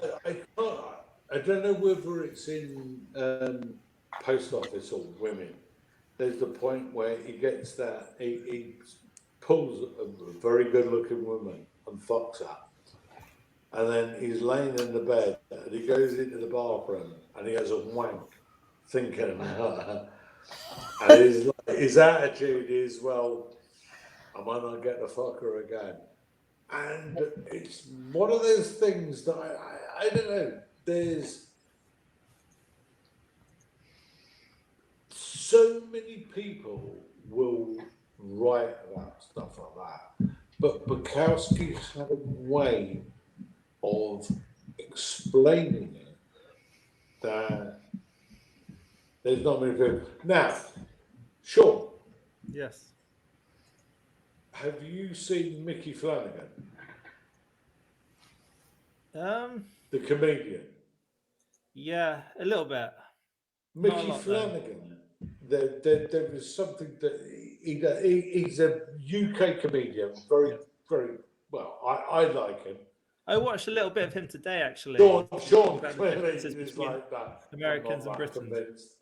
He's my generation, I suppose. So we are a different generation. Yeah. But there's a point where he says, "Oh, my wife goes out today, so I think, right, what am I going to do? First thing, have a wank, get it out. That's the job done." And to me, that's very, very funny. And I think it's that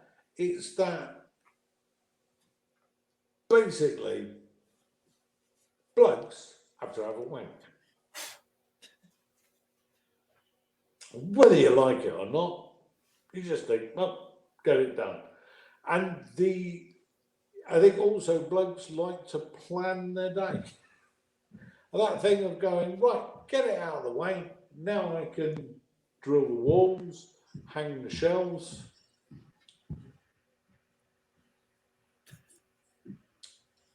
Oh, have I died?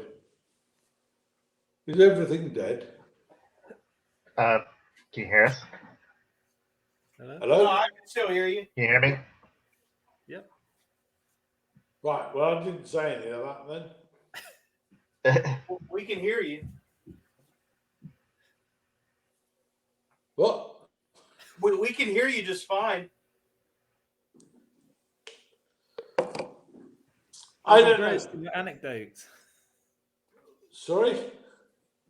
Yeah. I was waiting It for was you to just finish a the story. anecdote. Okay, right, yeah. But it wasn't mine. It was one of Mickey Flanagan's. So Yeah. fuck him. We'll send in death threats, as we do Yes, in England whenever yeah. anything doesn't work. Very true. Jeremy, please give your email so people can direct all death threats there. Oh, I already get plenty of death threats, but yeah, sickfix, SICKFIXX @gmail.com. Yes, email I all of can your always death use- threats and all of your complaints there. I could always use The rest- more death threats. Yeah. So The rest of us, we don't want to fucking hear it. Okay, But I've Jeremy got a does. question. I've got a question for Sean. Oh, Yeah. Brian, you may. Sean, Let's not do that, Jeremy. Okay, so the other book I read this week is Hordes versus Sex Robots by somebody. But but yeah, it was a really good book. I really enjoyed it. I like the title novella. I read that in like almost one sitting. And the short stories were all really great, especially like I said, the Training Terrence one. And what was that? Watching Tabitha, I think it was something like that. That one about the sex robot with the TV head. That one was hilarious. It had a really weird ending, but it really worked for me. Right on. Right on. So yeah, I'm Hordes a vs. bad Sex host. Robots, good book. I wasn't able to finish any of their books this week. I've been a bad host as usual. I'm sorry. I tried to read. Sean, I tried to read your. I tried to read your Die You Fucking Cunt, but I wasn't able to get that in before the show. That's But I very will bad. be reading that over the next week. that's poor. That's a good book and it's a quick read. Yeah. Yeah, it's a really. Don't feel obligated though. Regina compared the God of Wanking to. Well, I'm sorry. I just wanted to get this question in. The God of Wanking. Regina compared it to the trickster god. You know, in like Native American folklore, and I guess Loki from Norse mythology. Is that something that rings? Strikes the chord with you, Peter? Was that intentional? No, right. Do you want to see the God of Wanking? Wait a minute. Are you asking me if you Do you- want to see your Do dick? you want to see? Do you have him around? I have. Yes, please introduce. In another room, but I have the genuine God of Wanking. Totally. Bring him. I want to see him. When we were children, our house was full of crucifixes and pictures of the fucking Pope and the Virgin Mary and Jesus going like that. Oh, look at my heart. Oh. And you'd wake up and with an erection and you go, oh, fucking one of them would be staring at you. I had an aunt in Virginia. I told she was in Virginia. I don't know. Because we were Catholics and we didn't question where. And she sent me something and we put it up in a room that was a spare room. And when you got tired of Jesus, everybody, Jesus, oh, Virgin Mary, oh, cigarette, oh, look at me, oh, yeah, fuck that. and you'd have to wank in front of that, and you thought, oh, and yet in the spare room there was this one thing, and you thought, and he almost went, "Go on, crack off, do yourself, do." He had that kind of face. There was no Jesus, there was no Catholicism, there was no nothing. And that became the God of wanking. So it was a good room to wanking, and that's where the God of wanking comes from. Now, Interesting. Ironically, today, I was clearing out some shit and I found the God of wanking. Wow. Would you like to see the God of wanking? Yes. Bring him in. We I would, super yes. want to see him. Because I'm going to have to go to the other end of my house and get him. Yeah, I'll finish what my books are while you're Just doing talk that. shit. Talk about my mince. That is Well, a pretty have a nice mincer. That's cool. That's fucking awesome. I just realized, do I sound better now? Yeah, you sound I great. never had a What problem. Because I realized it was the microphone that was on was the laptop mic and not my the condenser mic that I use, so I sound semi-professional. This is a very professional podcast. Yes. Very professional. We are the top of the line. We were named the Quiet Place was named the #1 podcast on the internet by Arms and Assholes magazines. Very,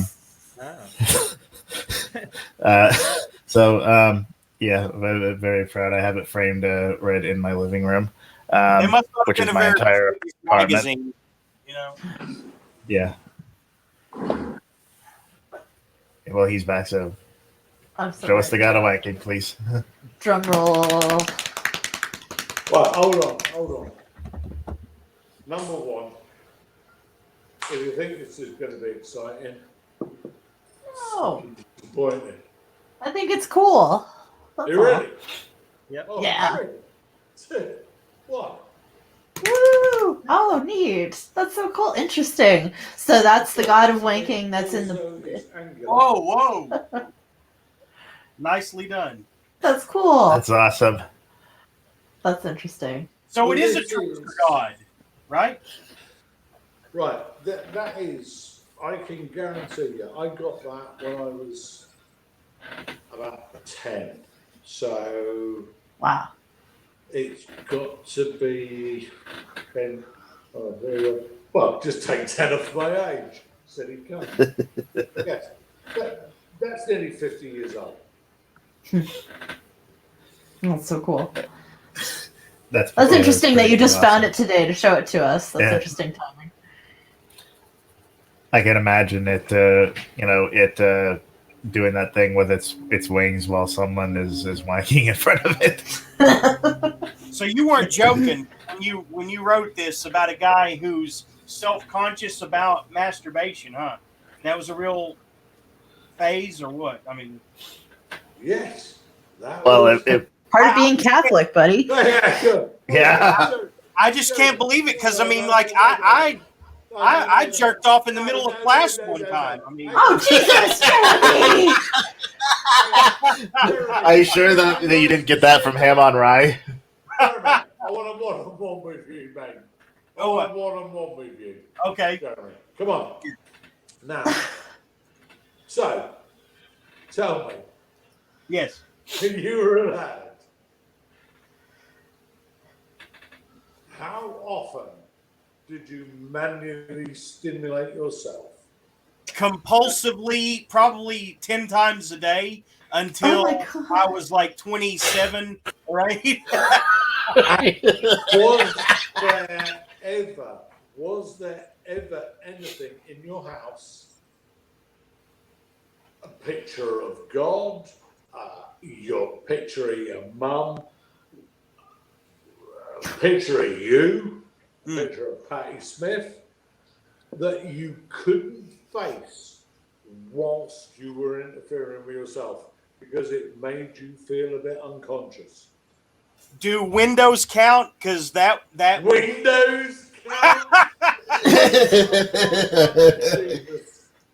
Yeah, windows. Any kind of window. Yeah. Shuddered or no? Yeah. Yeah. So The slide whistle noise. let me work out the answer to this. Is there anything in the God of Wanking that is true? Yes. You knew that. Anybody who fucking read that back knew that. But you knew that. But yeah, of course. Right, okay. Sean, Yeah. did you think for a minute when you read the beginning of God of Wanking and him fucking not liking things, did you think for a minute that has never happened? That's just made up? Or did you go, yeah, been there? Yeah, I definitely thought that there was at least an element of truth in there somewhere. Hang on. What do you mean an element of truth? You're supposed to go, yeah, been there. Oh, Come no, I on, wouldn't yeah. admit that on the air. Jeremy, Jeremy, it has I'm stone never cold been sober. in doubt that the God of Wanking, yeah, of course it's fucking true. Did we lose Did you Regina? think it wasn't true? Did we? Well, how would we lose Virginia? Oh, Okay. yes. She had a hiccup in her connection, probably. Sorry, tried to turn it up. Go on. Regina, did you think it wasn't true? I'm sorry, did I think what was what? Did you? Did anybody not read the beginning of God of Wanking and go? Well, Regina finished it. I've only. Jeremy, don't fucking interrupt him. I'm trying to hear what he has to say. That's the question. Did anybody not read the beginning of God of Wanking and go, that's clearly true? Oh no, I felt like there was a lot of truth. I felt like it was full of true feeling. I can't believe that people are even going, is it true? Of course it's true. It's true for fucking everybody in the world. Yeah. I wrote that for all of you. You've all done it. And then you're reading me writing about it, going, is that true? But I did it. Of course I did it. Everybody did. You didn't want to wank off in front of your mum if she was in the bed. You'd be like, oh, turn away. Oh, Vera, I've got to go in a different room. It's not just Jesus. It's fucking everything, mate. It's the time you didn't want to do it in front of your dad because he was fiddling with your arm. It's everything. Come on, back me up, Sean. Fuck me, you write filth. Back me up here. It's like the time you don't want to do it with your mum because your sister's too good. I don't know. Fucking hell. I thought we were a team. I think every good book has some truth in it, or takes some truth, or has it. Here's the thing: is that every single one of my books has truth in it. Yeah. Emotion is inherently true. You know, emotion can't be a lie. If you put an emotion into something, that's truth instantly. And so that kind of emotion, that of like this like overburdening cloud of like crippling guilt, and the way it like basically destroys this boy's relationship with his community and the community itself, was, I thought, really great. And yeah, very, very true. Definitely. I think every good book has truth, man. I've got to say, Something you can Regina, relate. what you said is spot on, but actually, it's a little bit too over the top. It just had a one. Yeah. Then it happened. Yeah, but no, I mean, yeah, it's nothing I write is clever. It's all about things we've done. We've just got to admit we did them. Mm-hmm. Yep. It's a true fact. Very well articulated. Yeah. Peter, what are you reading this week? What have you been reading? I'm reading Crackerjack by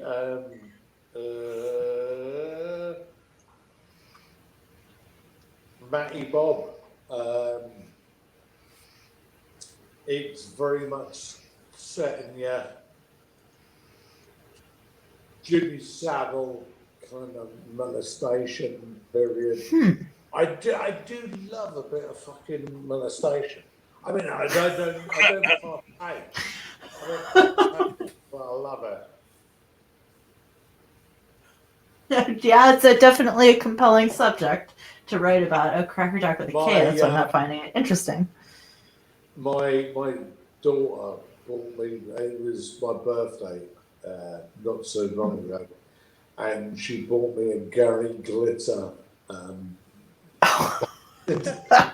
banded fucking notebook. Where the fuck do you get Gary Glitter memorabilia from? And to be fair, I'd broken my foot at the time, so there was a lovely period where I was stood in a local pub, which, I mean, we are very, very, very fucking in the middle of that. Well, as you know, told you about the fucking Jimmy Earl one. Anyway, I was fucking, what's it called? The crutches up, giving it that. Come on, come on, come on, come on. Yeah, I mean, pedophiles, fucking, you know, they didn't fuck me. I'm happy. Gary Glitter, yeah, he fucks kids, yeah, but he was a great rock and roll star. Jimmy Savile, Yeah. Jimmy Savile, I don't know, he fucked some kids, but he ran a fucking marathon smoking a cigar. Okay, paedophile, but... Do people in America know who Jimmy Savile is? Yeah, we do. Yeah. Well, true crime fans do. Yeah. Back into it. Fuck you. We do not. You're thinking of Jeffrey Epstein. That's the person we have a statue to. The more we talk about paedophilia, the smaller the numbers of people get. Jeremy, Yeah, interesting. Well, he might be coming back. He's coming back.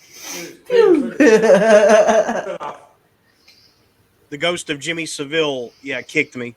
Yeah. Who said that? Who said That was Jeremy. That was me. Seville. Savile. you prick. Yeah, Seville is a city in Italy.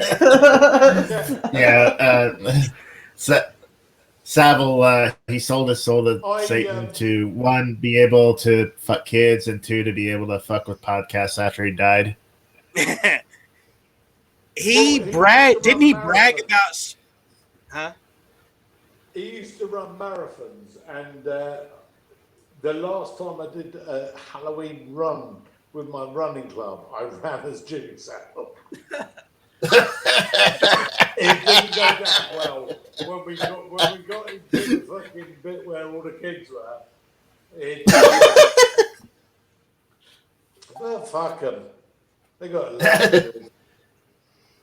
You know, not literally though.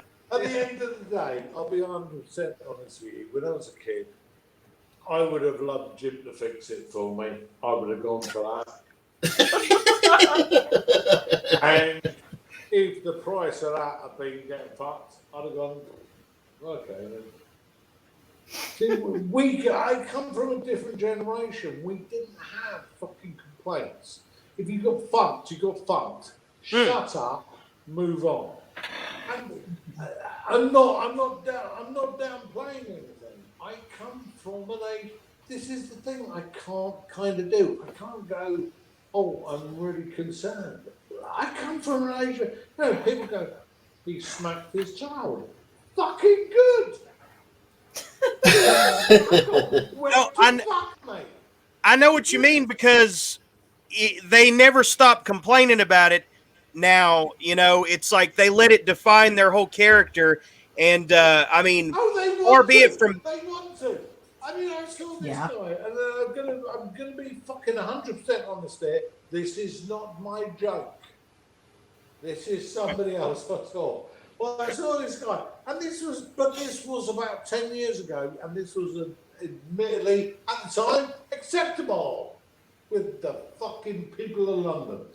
And he said, I like smacking children, but I don't see people. So he said, I went to my brother's house, and his child he gave him some cereal, and his child got the cereal, and he poured it on the floor, and went, I don't want the fucking cereal. And he said, I would have hit him.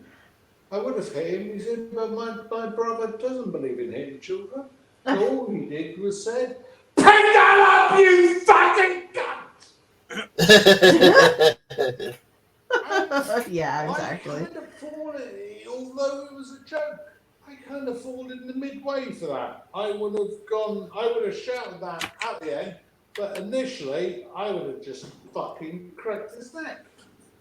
I don't get it. I don't get it. I grew up getting smacked around the fucking head by my dad, and I loved it. I didn't love it at the time, but it stopped me from being a mass murderer. Yeah, probably. Well, Sounds like it. I You know, my significant other, is from your generation, and you know, they definitely, it's the attitude is much more just people get abused. What did you say? Did you say, Virginia, about my generation? Sorry, didn't hear it. Oh, my significant other is from your. What's that? Go on, what? My significant other is from your generation, and right. How old is he? he is 66. So Not my generation. I'm young. not quite. Oh, so you're Gen X. You're Gen X, eh? No, it's all right. I'm only joking. Yeah, no, it's just but it seems like.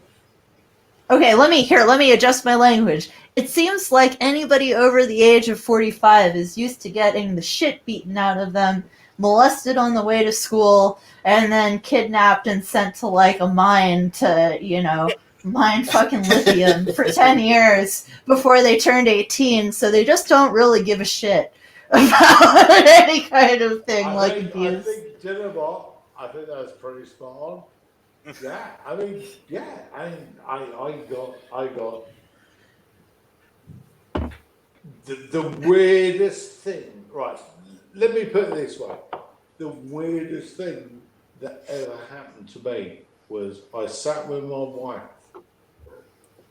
having a meal with her daughter's family, who's not my daughter, but with her family, and they said something about, how important it is to family, and I went, I can't be asked. And I heard my wife say, he was abused. And I thought, I wasn't abused. I was never fucking abused. Mm-hmm. But to hear somebody else say it made me go, hang on a minute. When did I actually have... So, family's a weird thing for me, because I'm sure I had it. I don't feel it. I'm not like a victim, but I don't care that much. Yeah. This is the thing for me that works, is that in a way, I'm quite a cold person because I don't care that much. The only people, but if I care about people, I'll fucking die for them. So I don't really care about. I've got one sibling I care about, but my whole family I don't give a shit about. I care about my missus, care about our family, but I kind of have realised that maybe I'm a little bit spiteful. I kind of like violence. I'm not a violent person, and I'm not a weird person. I'm not a psychopath. But every now and again, I can't even remember what you asked. It was something about, I don't know. I think we were just talking about the way people are very. I would say to your comment earlier about your wife writing off you as being abused. I feel like abuse is circumstantial and it's cultural. Right, And let's what go back. What was the original thing you asked? I think I was just kind of talking about how I think the original thing I asked was, or at least commented, was how it seems like everybody over the age of 45 was like systematically just abused as a part of life, Right. And I wouldn't say it, like it is abuse by today's standards. I mean, I think, yeah, okay. I think, right, okay. I don't know. I think that in our time, taking that rather than not being personal, in our time,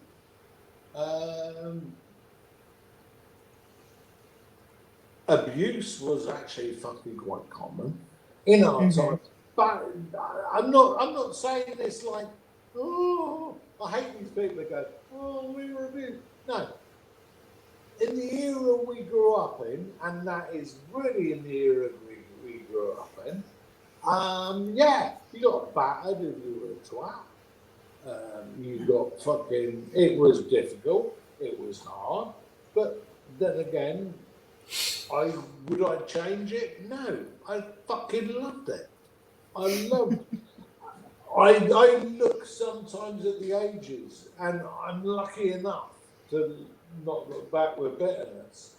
I look at the ages, fuck me, I love the time I grew up in. Yes, it was horrible. Yes, it was hard. Yes, you got fucking, but do you know what? We got to play. I mean, in London, the underground, we had the underground.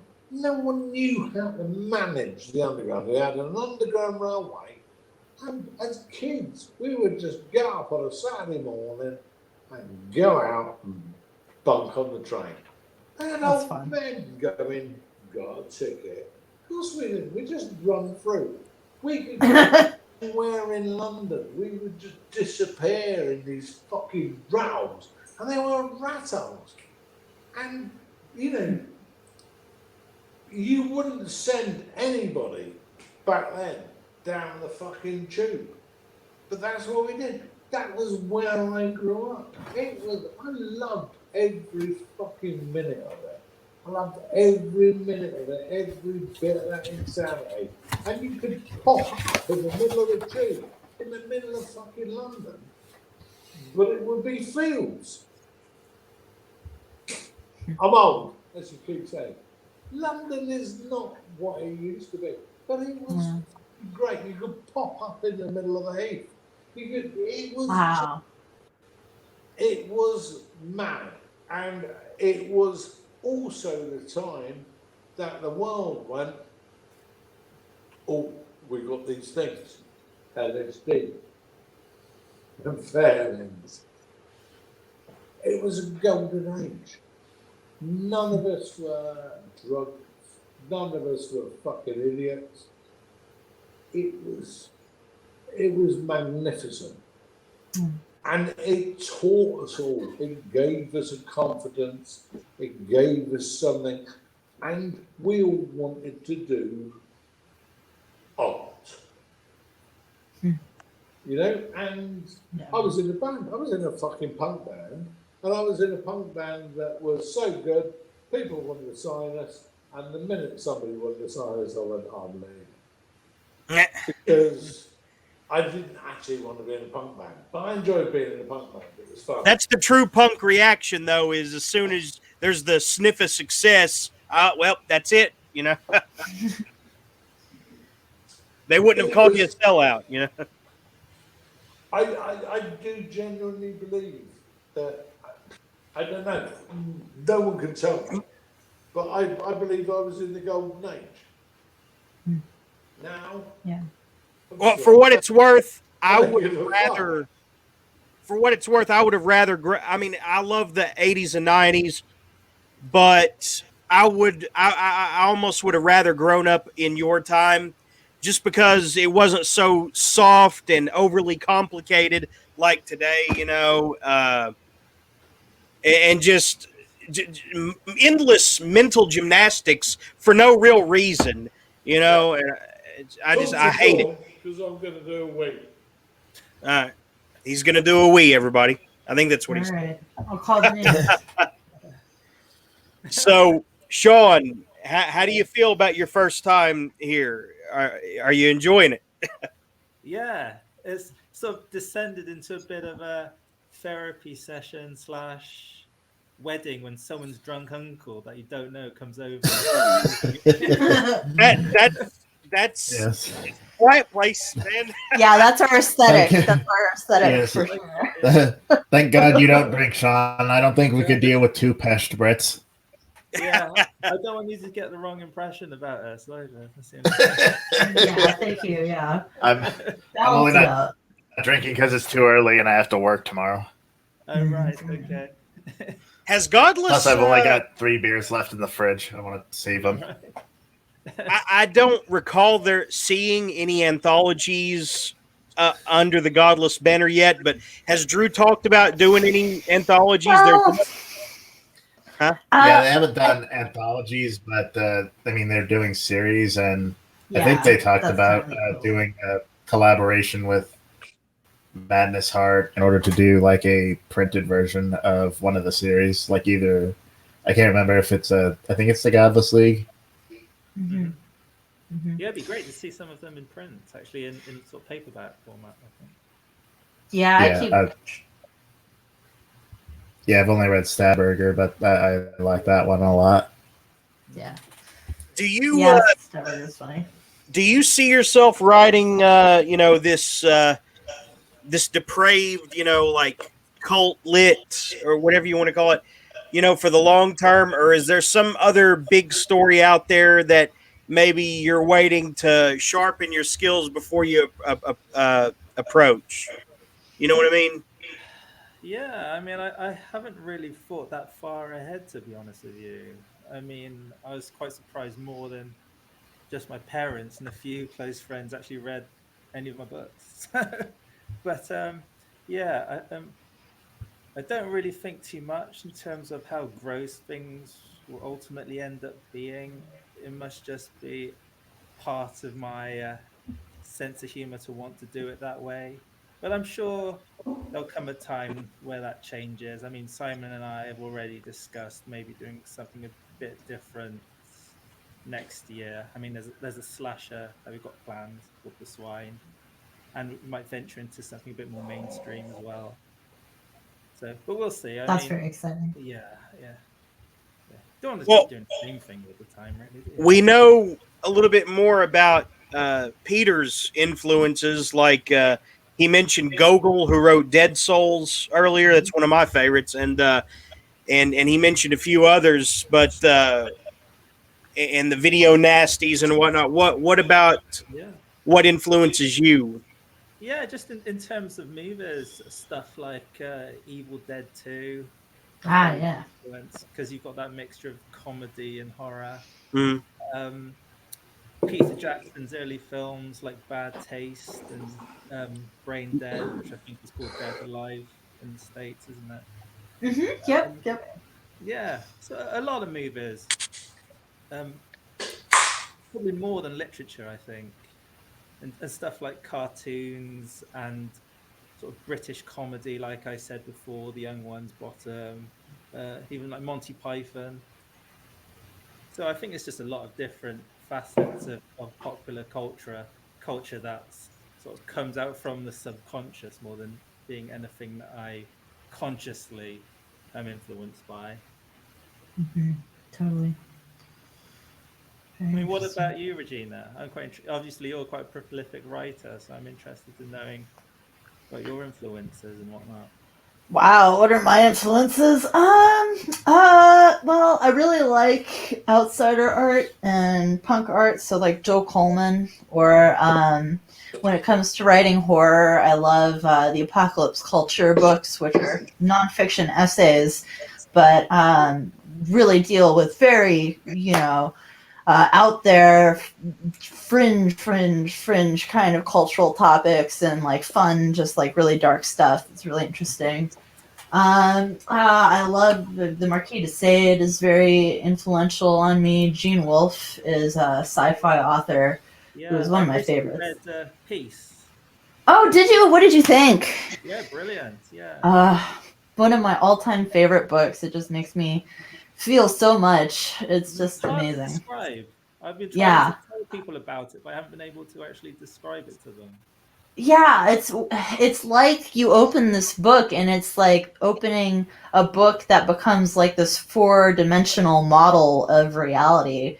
And it's just amazing. It's like you experience it on all these different dimensions. It's totally impossible. It's like, a guy reminiscing is really the best pitch you can give because you can't talk about it without spoiling it. Like, it's amazing. That's cool. My biggest literary influences is probably Flannery O'Connor. Oh, okay. Yeah. I haven't actually read anything by Flannery O'Connor. I only know her from her love of peacocks, really. What's your favorite Flannery book? Wise Blood. Interesting. And they made a film of it as well, a John Huston film, which is really good. That's interesting. Yeah, definitely worth checking out as well. I will. That's a great recommendation. I think they would describe it as. But there's sort of elements of what I would class as bizarro in it. I mean, there are moments which are just off the wall weird. Maybe Peter's heard of Wise Blood. Are you familiar with that one, Peter? Yeah, I don't think he heard you. Peter, can you hear us? Yeah. He was asking if you'd heard of Wise Blood by Flannery O'Connor. Have you read that one? No. Nope. No, I'll say no. Uh-huh. Do you guys like Shirley Jackson? To be honest, I haven't actually read anything by Shirley Jackson. Oh man, you should check her out. You should. Do Haunting of Hill House. I'm going to be honest. I read classics and then I read people who interest me. And by people who interest me, I mean people that I'm coming across. I don't come from this world.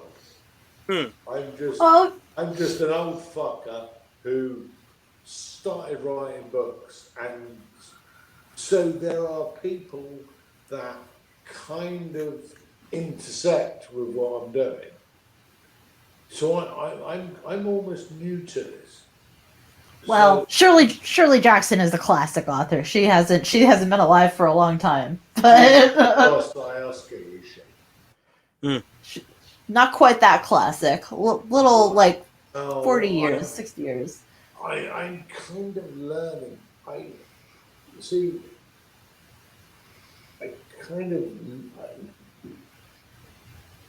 read what I read, and then I worked what I worked, and then when I thought, I'll be honest with you, I kind of went like that. Maybe I'll write something, and where do I go? And that's what I'm saying. That's what I said last week. I'm not horror. I'm not bizarro. I'm none of these fucking things. I don't know. I don't even know why people in fucking Godless are reading me. Because I kind of don't fit in. I just drop into some of the gap. But it's your stories. It's the thing is that it doesn't matter, what the genre is. The story is relatable, and it doesn't even need to have. I think ultimately, although Godless obviously thrives off of horror, I think Godless is really a community of outsider authors, who don't fit in, and whose works are just too weird to get any kind of traction on Amazon, but just weird enough to find an audience on Godless, And I think that describes you very much, Peter. I agree, but it's that big old. I don't know. I mean, I'm a shit market anyway. But I always find that thing. Where do I promote it? So I actually just think, well, I like Drew. I like his mentality. I like the whole fucking thing. I just do it. I chuck it out. Is it ever going to be great? No. I don't really Well, know. I disagree with that. In the way that, I've got one book where you're looking at people's scapular infections and people's arseholes. You've got another book where actually someone's just been on holiday to the Algarve. I don't know. I'm not. I just write it. I just put it out there. If I sell one, if I sell 10, if I sell 100, I don't give a fuck. I actually just I just like writing it. Oh, yeah. Yeah, I'm sorry. That's the problem. I think there are people. I mean, I love Sean. He seems to like what I write. Simon likes what I write. There are some readers that like what I write. There are some people that I like. It's not mass appeal, but I don't really know. I'm not looking for anything. I just write it, and fuck me, do I like it? Good. Happy days. Yep. Yeah, that's my approach. To me, I just tell stories, and if you don't want to hear a story, fuck off. That's right. You tell him, brother. That might sound a bit brutal, but yeah. You sound like a character. Here's the thing, is that I think right now there's a lot.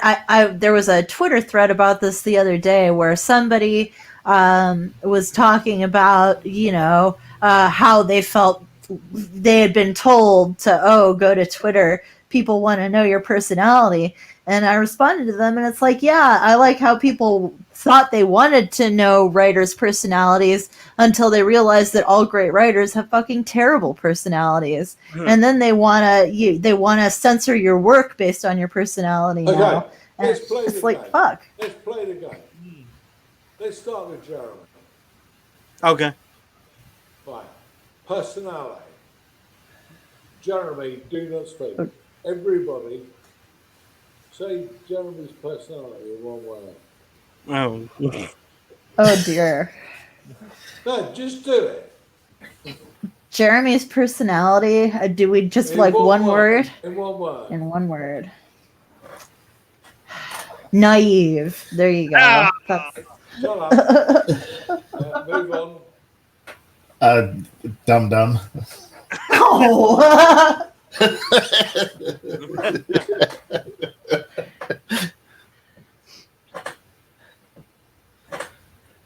Yeah, my only. That's what Frank's description of Jeremy's personality is. Fist bump. Thumbs up. Fist bump. What were you gonna say, Sean? Maybe I was some. going to say, this is my word. only encounter with you so far, so I'll just have to say Sure, hospitable. one word. Oh, thank you. There. That's good. Okay, Balance. back to Peter. Challenging. Challenging. That's a good word. What, That's me? a good thing to be.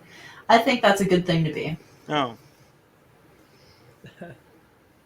Yeah, that's a positive trait to be, isn't it? Challenging. Yeah. Right. Move on.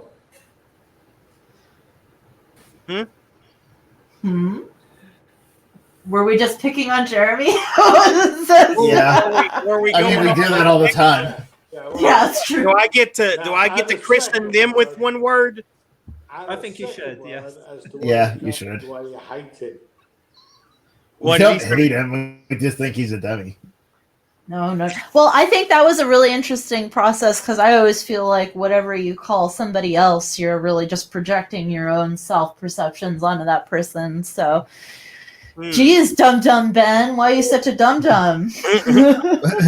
I know. I've got to say that I love Jeremy to death.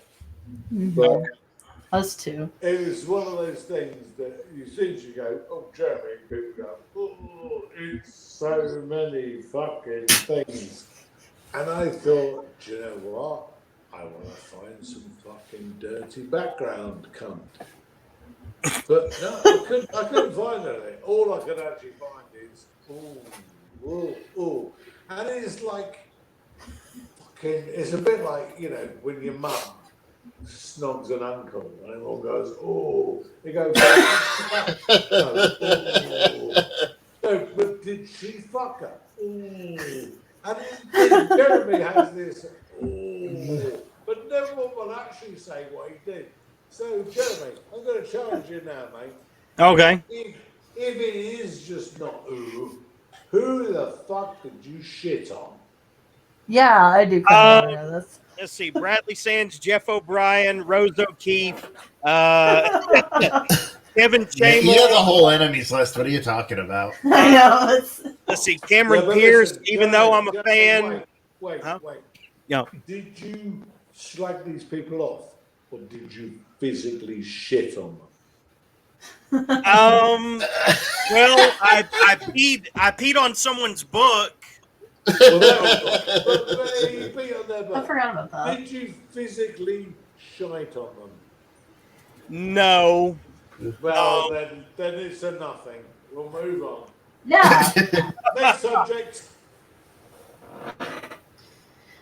Yeah, no, that is the amazing part, you know. It's like people who have opinions that just. Can I just say, and I don't know if I have said this, Sean, Yeah. I fucking love your books, man. I fucking seriously love your books. Thanks, man. That means a lot. No, I just wanted to register. I haven't registered reviews on some of them due to the fact that I read a lot, but then I just park them because I can't be asked to write reviews. As these lot will tell you, I can sometimes get a little bit distracted. Okay. Don't fucking laugh, Jeremy. I tried my best. Sorry. Simon was offering up suggestion in private message for later. What's he saying? You want to know? Really? Yeah, He wants a Sean Hawker separate. OnlyFans. He wants a separate clip of you squirming on the subject of your guns. You know. I'm not surprised.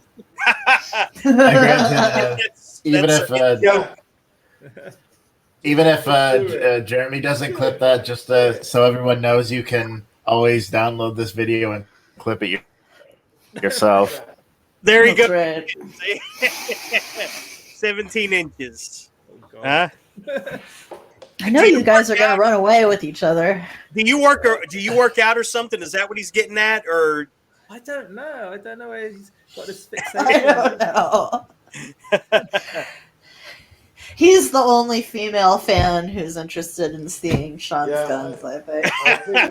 But I do think you should meet his demands. there you go. Peter demands it. No. Peter's like, entertain us. Yeah, I don't give a fuck.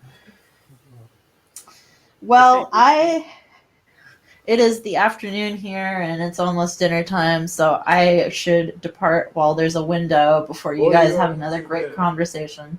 What's that? What am I having for dinner? I'm not sure. I think we're gonna have curry probably, but we'll see what happens when we get there in a few minutes. So If we're still going, and by there I mean to the kitchen. If we're still going an hour from now, do you want to come back in or? Maybe, yeah. If dinner doesn't take too long, we still have to cook and do things. So it might be more like 2 hours. But yeah, if we are still going on, I will stick my head back in, or at least try to. Did you set a place at the table for all of us, or just? I would have if I could have, man. If I could push delicious food through the screen, I would. Maybe I'll take a picture of dinner. I had a 27-day aged rib of beef, which I roasted. Whoa. I'm a fucking meat cunt. Me too. I love meat. Carnivore. Yes. Oh, dude. Do you know what? Do you know what I mean? You know what I mean? Like me. I have, well, yeah, actually, Do you want to see where I'm sat? Yeah, I wanted to see more of this little area with the mincer. Oh, shoot. Hang on a minute. Well, I've just got to undo that. How many beers do you have on tap? We were trying to figure that out. yeah, we wanted to know what beers you I've had. got 4. See that? That's,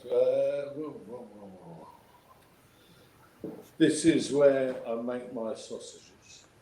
That's so awesome. Oh, God, I bet they're really good. So you slaughter the pigs yourself? Yeah, I slaughter a fucking pig. Punch a cunt in the face. It's not like it's only a pig. I've done my time with me. We don't fuck about. That's great, man.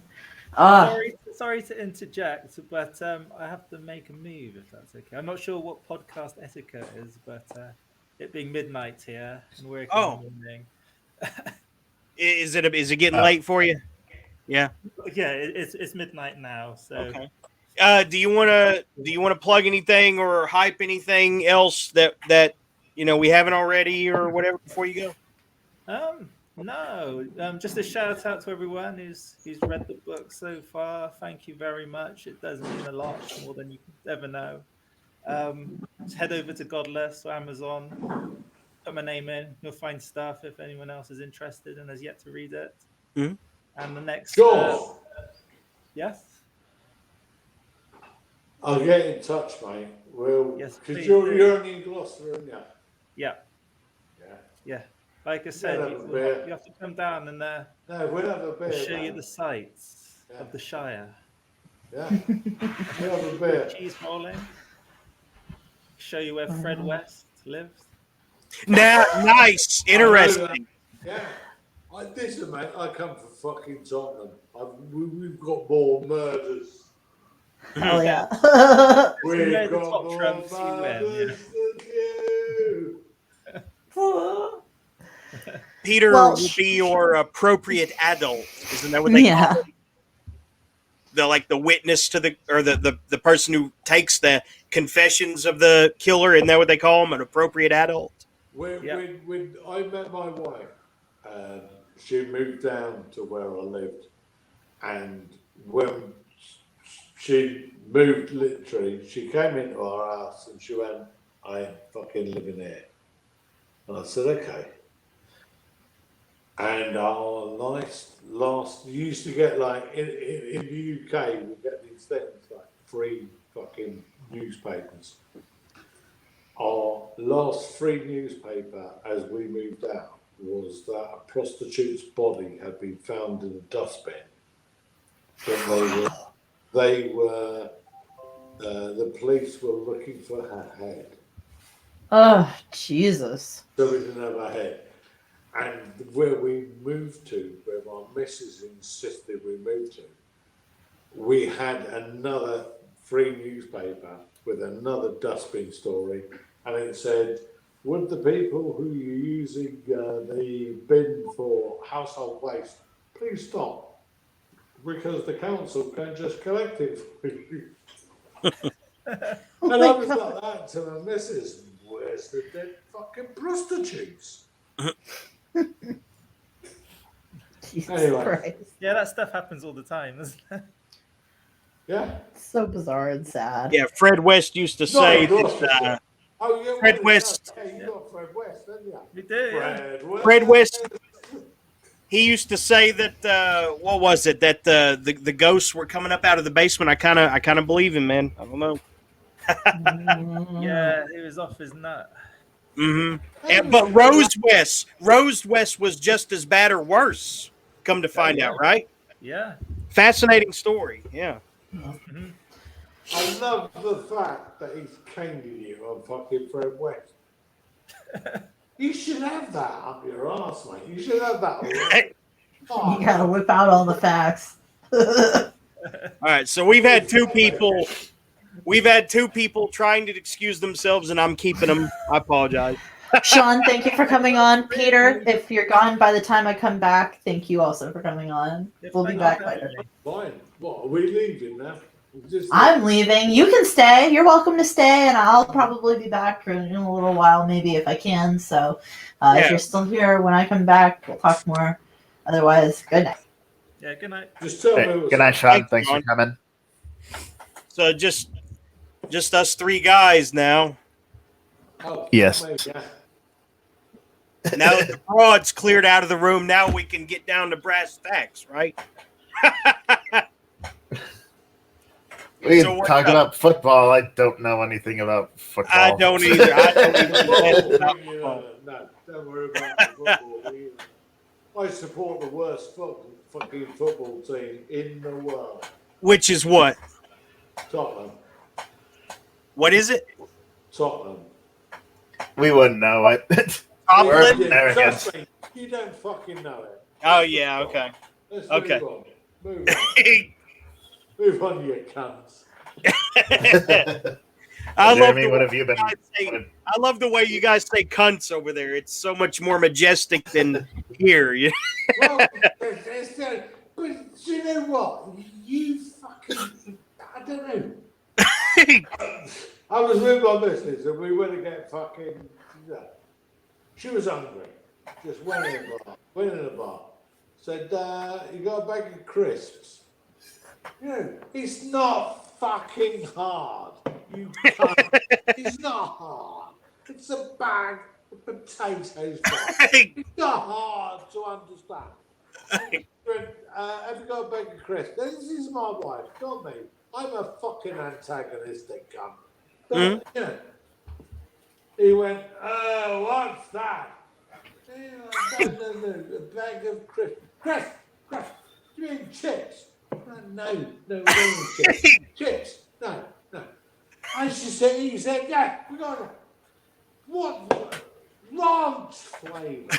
We went, what the fuck is ranch flavour? He could have just said chive. But he didn't. He went ranch. We're like, what the fuck is... And I said, got some horses on a building. It's a fucking building. It's a ranch. Yeah. Is that ranch flavour? Yeah. Well, what does it taste like? No, fucking. It's so much violence that doesn't need to fucking happen. Americans are fat and unsophisticated. Ranch The only flavour time- really, actually, is fuck all. Tastes of nothing. It's just a nice like mayonnaise. You wouldn't know what that is. You'll be like, right? No. It's like a fucking thing. It's a thing we do in Europe with some eggs. And some fucking why? You won't know what it is, you cunt. Well, do you know what? Tastes just like ranch, but better. Right, anyway, what were you fucking talking about? Somebody get this man some crisps. That's what I was talking. Crisps. How hard is it? Crisps. You go chips. No, fuck off. Chips. I like big. You mean fries? Do you know what? Do you know when you buy chips? When you fucking get Susan, the fishmonger's daughter. Oh yeah, the fishmonger's daughter. We all know her. Susan. Yeah. Do you want a beer? Yeah, you buy her a fucking shandy.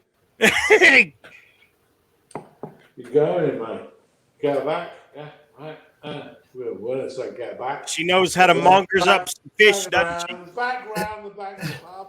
You can, in America, yeah, you can do what you want. But this is what we fucking do. Apparently, like shandies over there, they're supposed to be. Well, an actual shandy is supposed to be like a mix of beer and something like a fizzy. You lot, you just go like that. Hello, I'm from Amazula. And the girls go, yeah, we don't get that. Well, over here, apparently, they think a shandy is a. I don't know what is a mix of beer and lemonade, but the lemonade we have here is like hand not fizzy. Shandy. You know a hand shandy. Shit, is this fucking being recorded? Because I don't really Yes. want to be. Oh well, fuck it. Right, a shandy, a beer and a lemonade, a hand shandy. Not that. A girl will give you a hand shandy.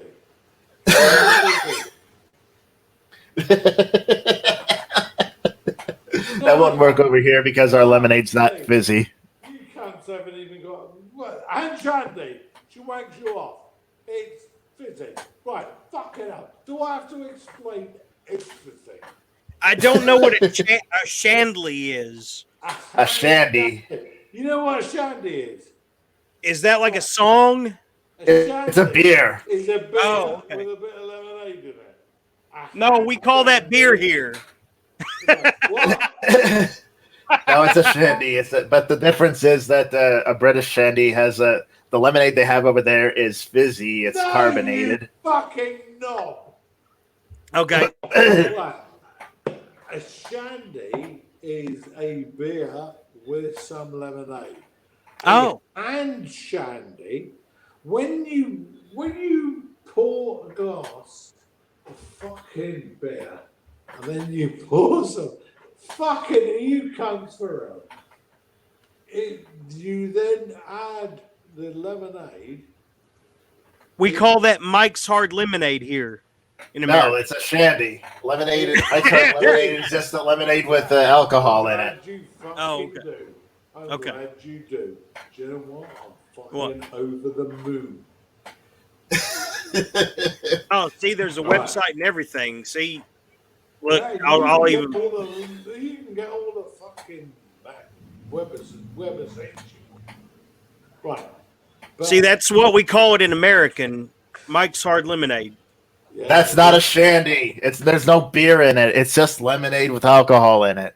Oh, okay, I'm sorry. Fucking, you know. Here's the thing. Uh-huh. Here's the fucking thing, right? What you're doing is funny, but you've been a wrong person. Right. So you know when your fucking mum wants to come?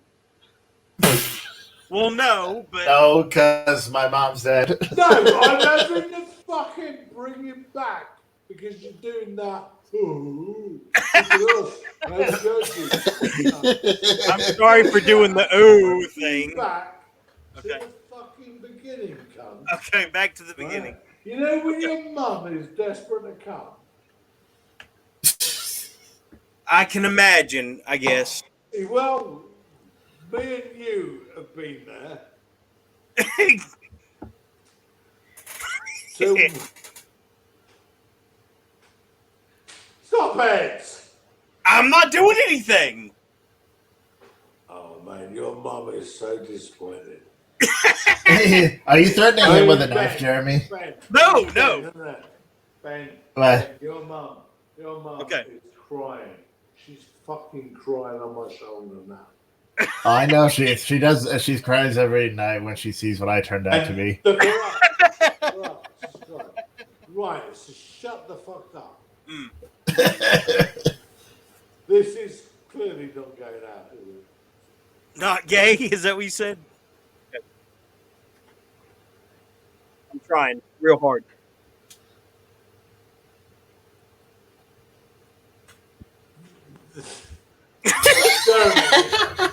we have ended things, haven't we? Hmm? All right, I'll write shit books. He's a pervert. I don't know. I don't know what to say. Whatever I say is going to be wrong anyway, so, right? Oh yeah, that's true all the time, Jeremy. Listen, Where it's are those always crisps ever getting to It's this always- table or what? It's always fucking wrong. Uh-huh. It's always wrong. Let me tell you, it's always wrong. Well, they Okay. took me down with the police in the UK, took me in the fucking thing, laid me down, shot me in the head. It was always wrong.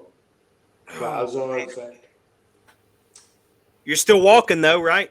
fucking catch us. Yeah. Yeah. So, where are we? Where's your mum again? I don't know where we are. This is uncharted territory for me. I don't know. I will admit now, I've fucking lost the kind of I've lost I've forgotten where we are. Well, I think we're out of the literary podcast territory, and now we're into drunken revelry territory. So we could kind of go wherever we want to from here, right? All the broads are gone, and yeah, right. Because as usual, Jeremy scared away the hose. I'll be honest with you. I don't know where we were going, but yeah. It was somewhere good though. I know that. Is this off, or we're just having a chat? We're still recording, but we can have a chat. Oh, fuck it. I don't care. I don't either. This is how we do every week, so yeah. Ben. Peter. I fucking I love what you do, mate. Oh, well, thanks.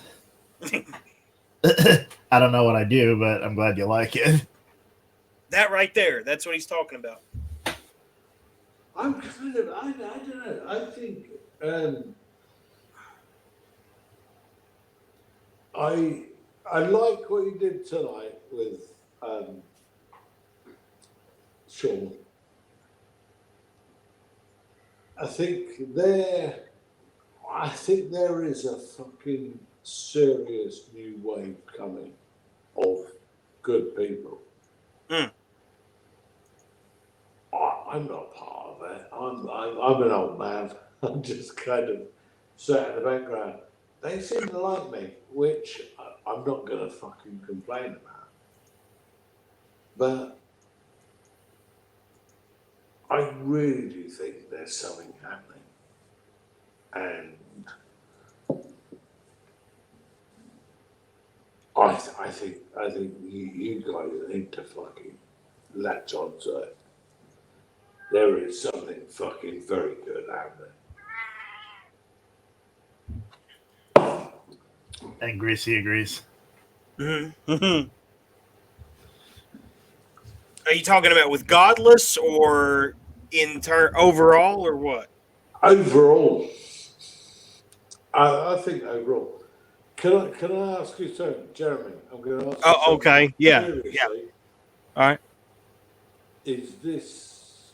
Are we on or off? Are we on? We're on the air as we speak. Right. I'll tell you something if we go off. Okay. I don't know when that'll be. Well, okay. Then you could put it in the private chat if you wanted, though. If you wanted to say it. It's not bad. Okay. Was it important or? It's kind of important, but okay. It's not. No. Will you remember it later? That's the more important question. I'll remember it till the day I die. Good. Which is many, many years from now. Hopefully. Yes. Well, you said last week. Clue? Do you want a fucking clue? Right. Well, who does have a clue? What? Who does have a clue about it?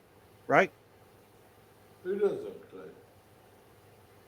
You said last week. Do you know what? Give me fucking 10 seconds and I'll fucking talk to you.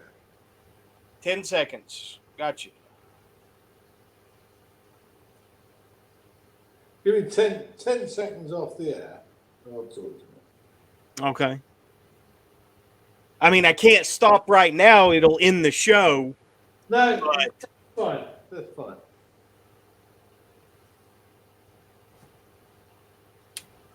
I think that there is, I can see as an old person, and I am an old person, but I can see a fucking wave coming of that is going to change the world of fucking horror literature. And it's not horror. It's not, and people go, oh, it's horror. It's fucking splat. It's not. It's people who have got a voice. And you can see it coming. It's fucking important. And I find that quite important myself. I will champion.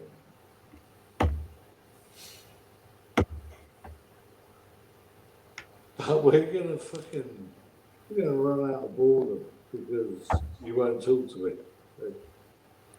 Because I won't talk to you. I'm talking to you right now, right? Stop playing Five Finger Fillet. Okay. I'm focused. Okay, go ahead. I'm done. Did he say over and out? I'll talk Are you to ready? you, but I'm over now. Yeah. Okay. What? Did I chase him off or what? Yes, you scared him away with your scary knife, you dum-dum. You think he's never been at knife point before? Not over the internet. It's a new and a scary experience for someone as old as he is. What about you? How do you feel about this? Come at me, bro. I've got a bigger knife. Would this make you do things? Masturbate. You like this knife in your face, boy? Not as much as you'll like two of knives in your face, bitch.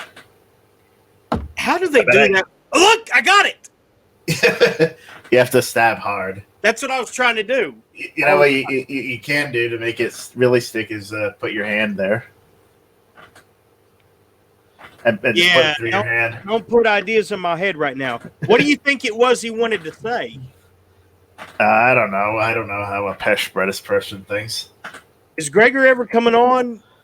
I don't know. I know he wasn't doing the 4 p.m. thing with us, but it's 7:17 Eastern, so normally he would be on by now. So I don't know what he's doing. I don't know. Message him. Maybe he's mad at you again. I'm tired of this everybody being mad at Jeremy thing. I'm going to let him be mad, you know? No one's actually mad at you. That's the joke. Well, yeah, they are. That's why No, they're not. I get death threats every week still. Well, but then you get death threats because, people And suck, not because you suck. Some faggot named, oh man, I messed up. Are we really doing this now? And are you gonna? Why don't you just point the camera down and play Five Finger Fillet instead? Some faggot named what was his name? Duncan or Calvin? It was Calvin or something. Gavin. Gavin said you should just quit now and kill yourself, motherfucker. If I wasn't around, that's like trolling 101. Huh? That's like a trolling 101. That's what a 12-year-old says. Yeah, motherfucker. If I kill myself now, then 12-year-old on 4chan be like, you suck. SUK KYS. Yeah, motherfucker. If what I did a few years ago is all it takes, if what I did a few years ago is all it takes to curdle your milk, then motherfucker, you are soft-shelled. Fuck you. Suck a dick from a dead corpse. Are you really letting the most basic 12-year-old on 4chan trolling get you this mad? Hey Gavin, suck a dick from the corpse in Dead Inside. Either one, any of the corpses from Dead Inside, suck their dick. What did he just see? What did you just see, Void? I don't know. Suck dick. I got a knife to stay upright. How about that, huh? Yeah, he stuck it in his dick. That's why it's standing up like that. That's what he just saw. What else did you see? I don't know, man. You want to come in here? You didn't see shit, Uncle Void. Not a goddamn thing. Don't tell anybody about Wait. this. Peter's back. Okay. Are you ready to share now or what? What was it that did I drive you away before or what?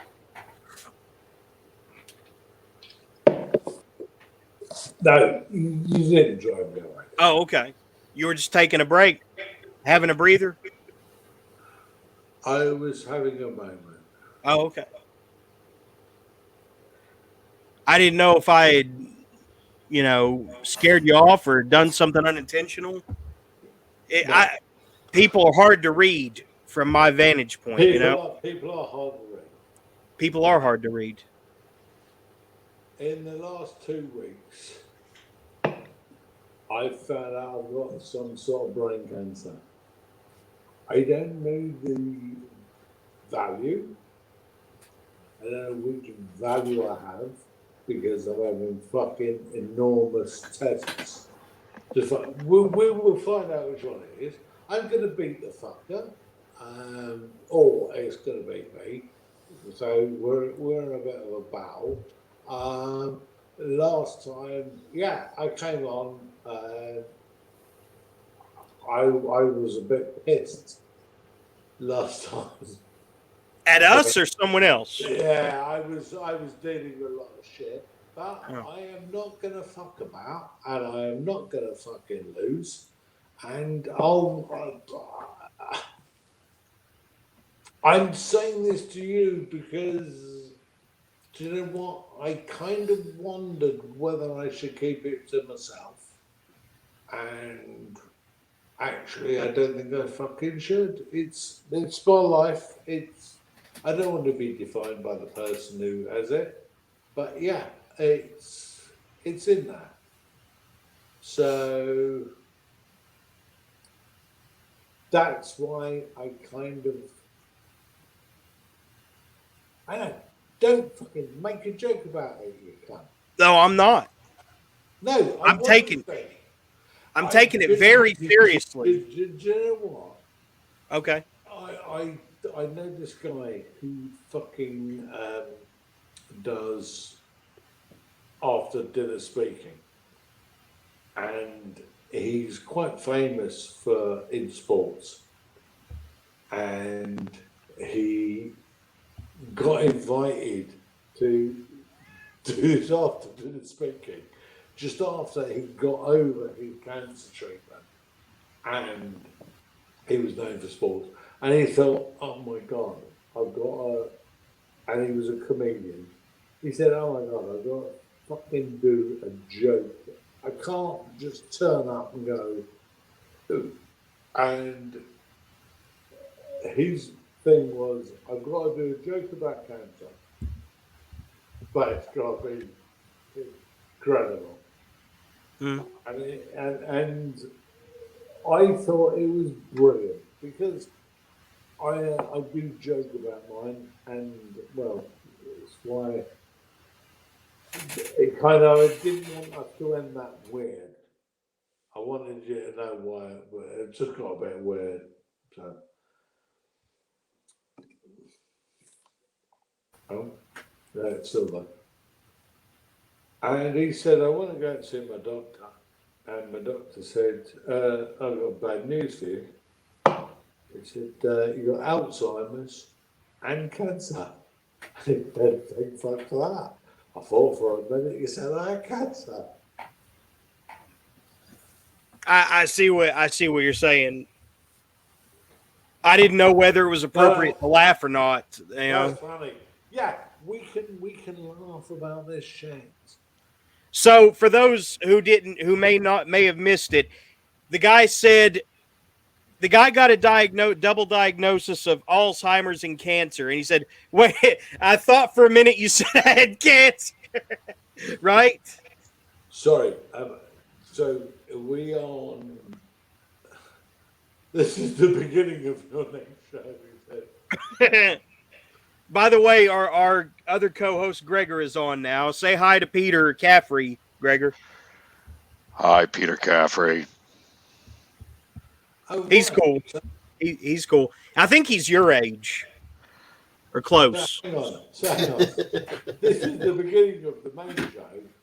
I've come on to try and explain stuff to you. Mm-hmm. Yeah, okay. And just gone, oh, by the way, just let you know I've got cancer. Yeah, that's hysterical. No, it is actually my life. It is hysterical. Do not fucking know. Fuck you. Do not feel sorry for me.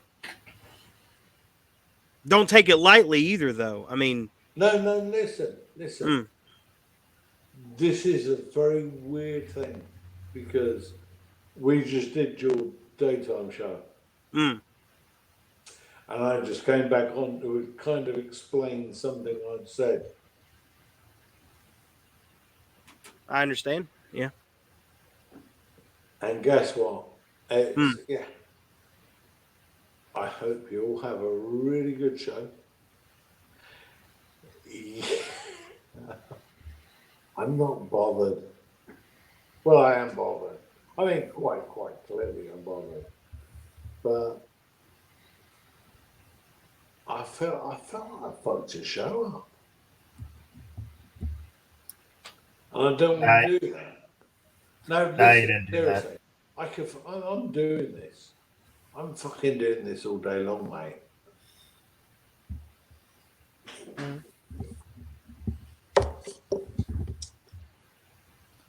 Oh, man. Are you saying that it took some effort to do this? Is that what you're saying? To some effort to do what? To come on here and be as candid as you are right now. Is that No. Oh, okay. No, I was. Well, we've just done that fucking the UK show, haven't we?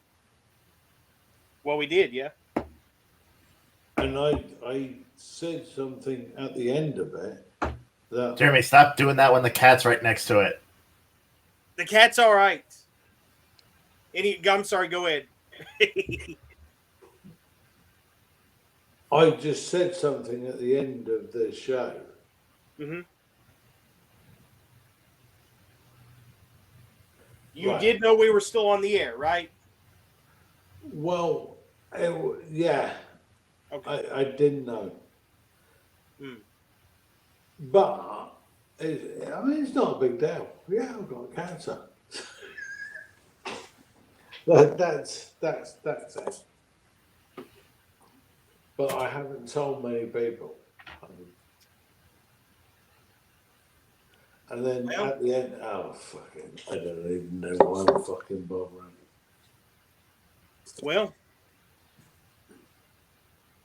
I mean, it would be in incredibly bad taste to continue to, play, punch up on it, and have a laugh at it.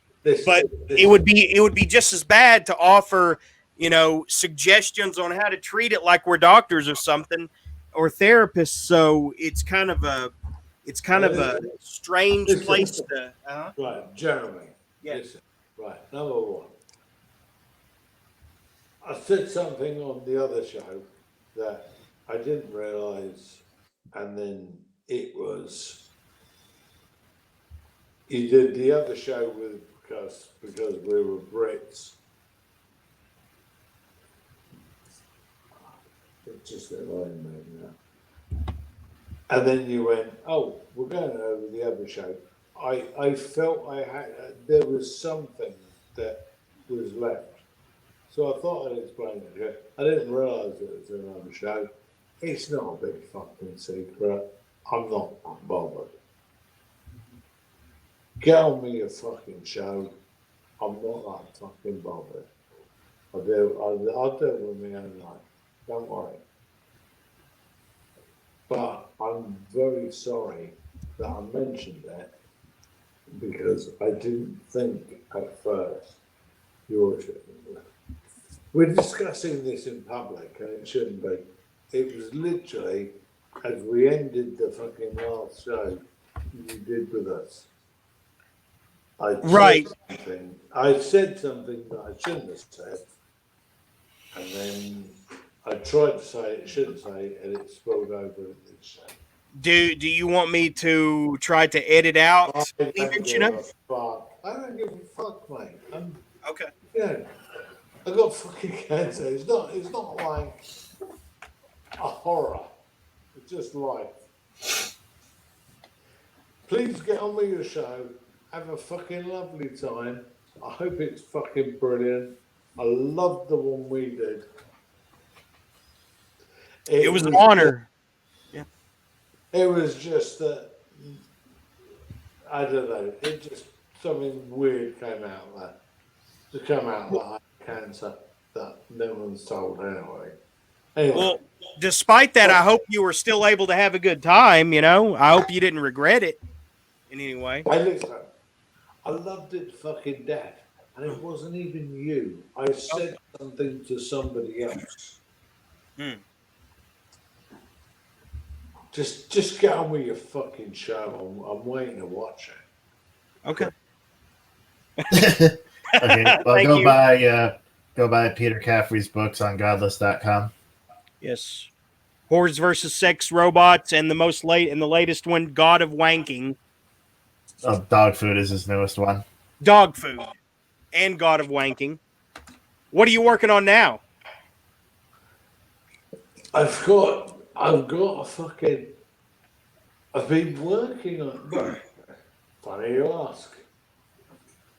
I've been working on a western for quite a while, and then when we had that phase of everybody was writing a splatter western. Yes.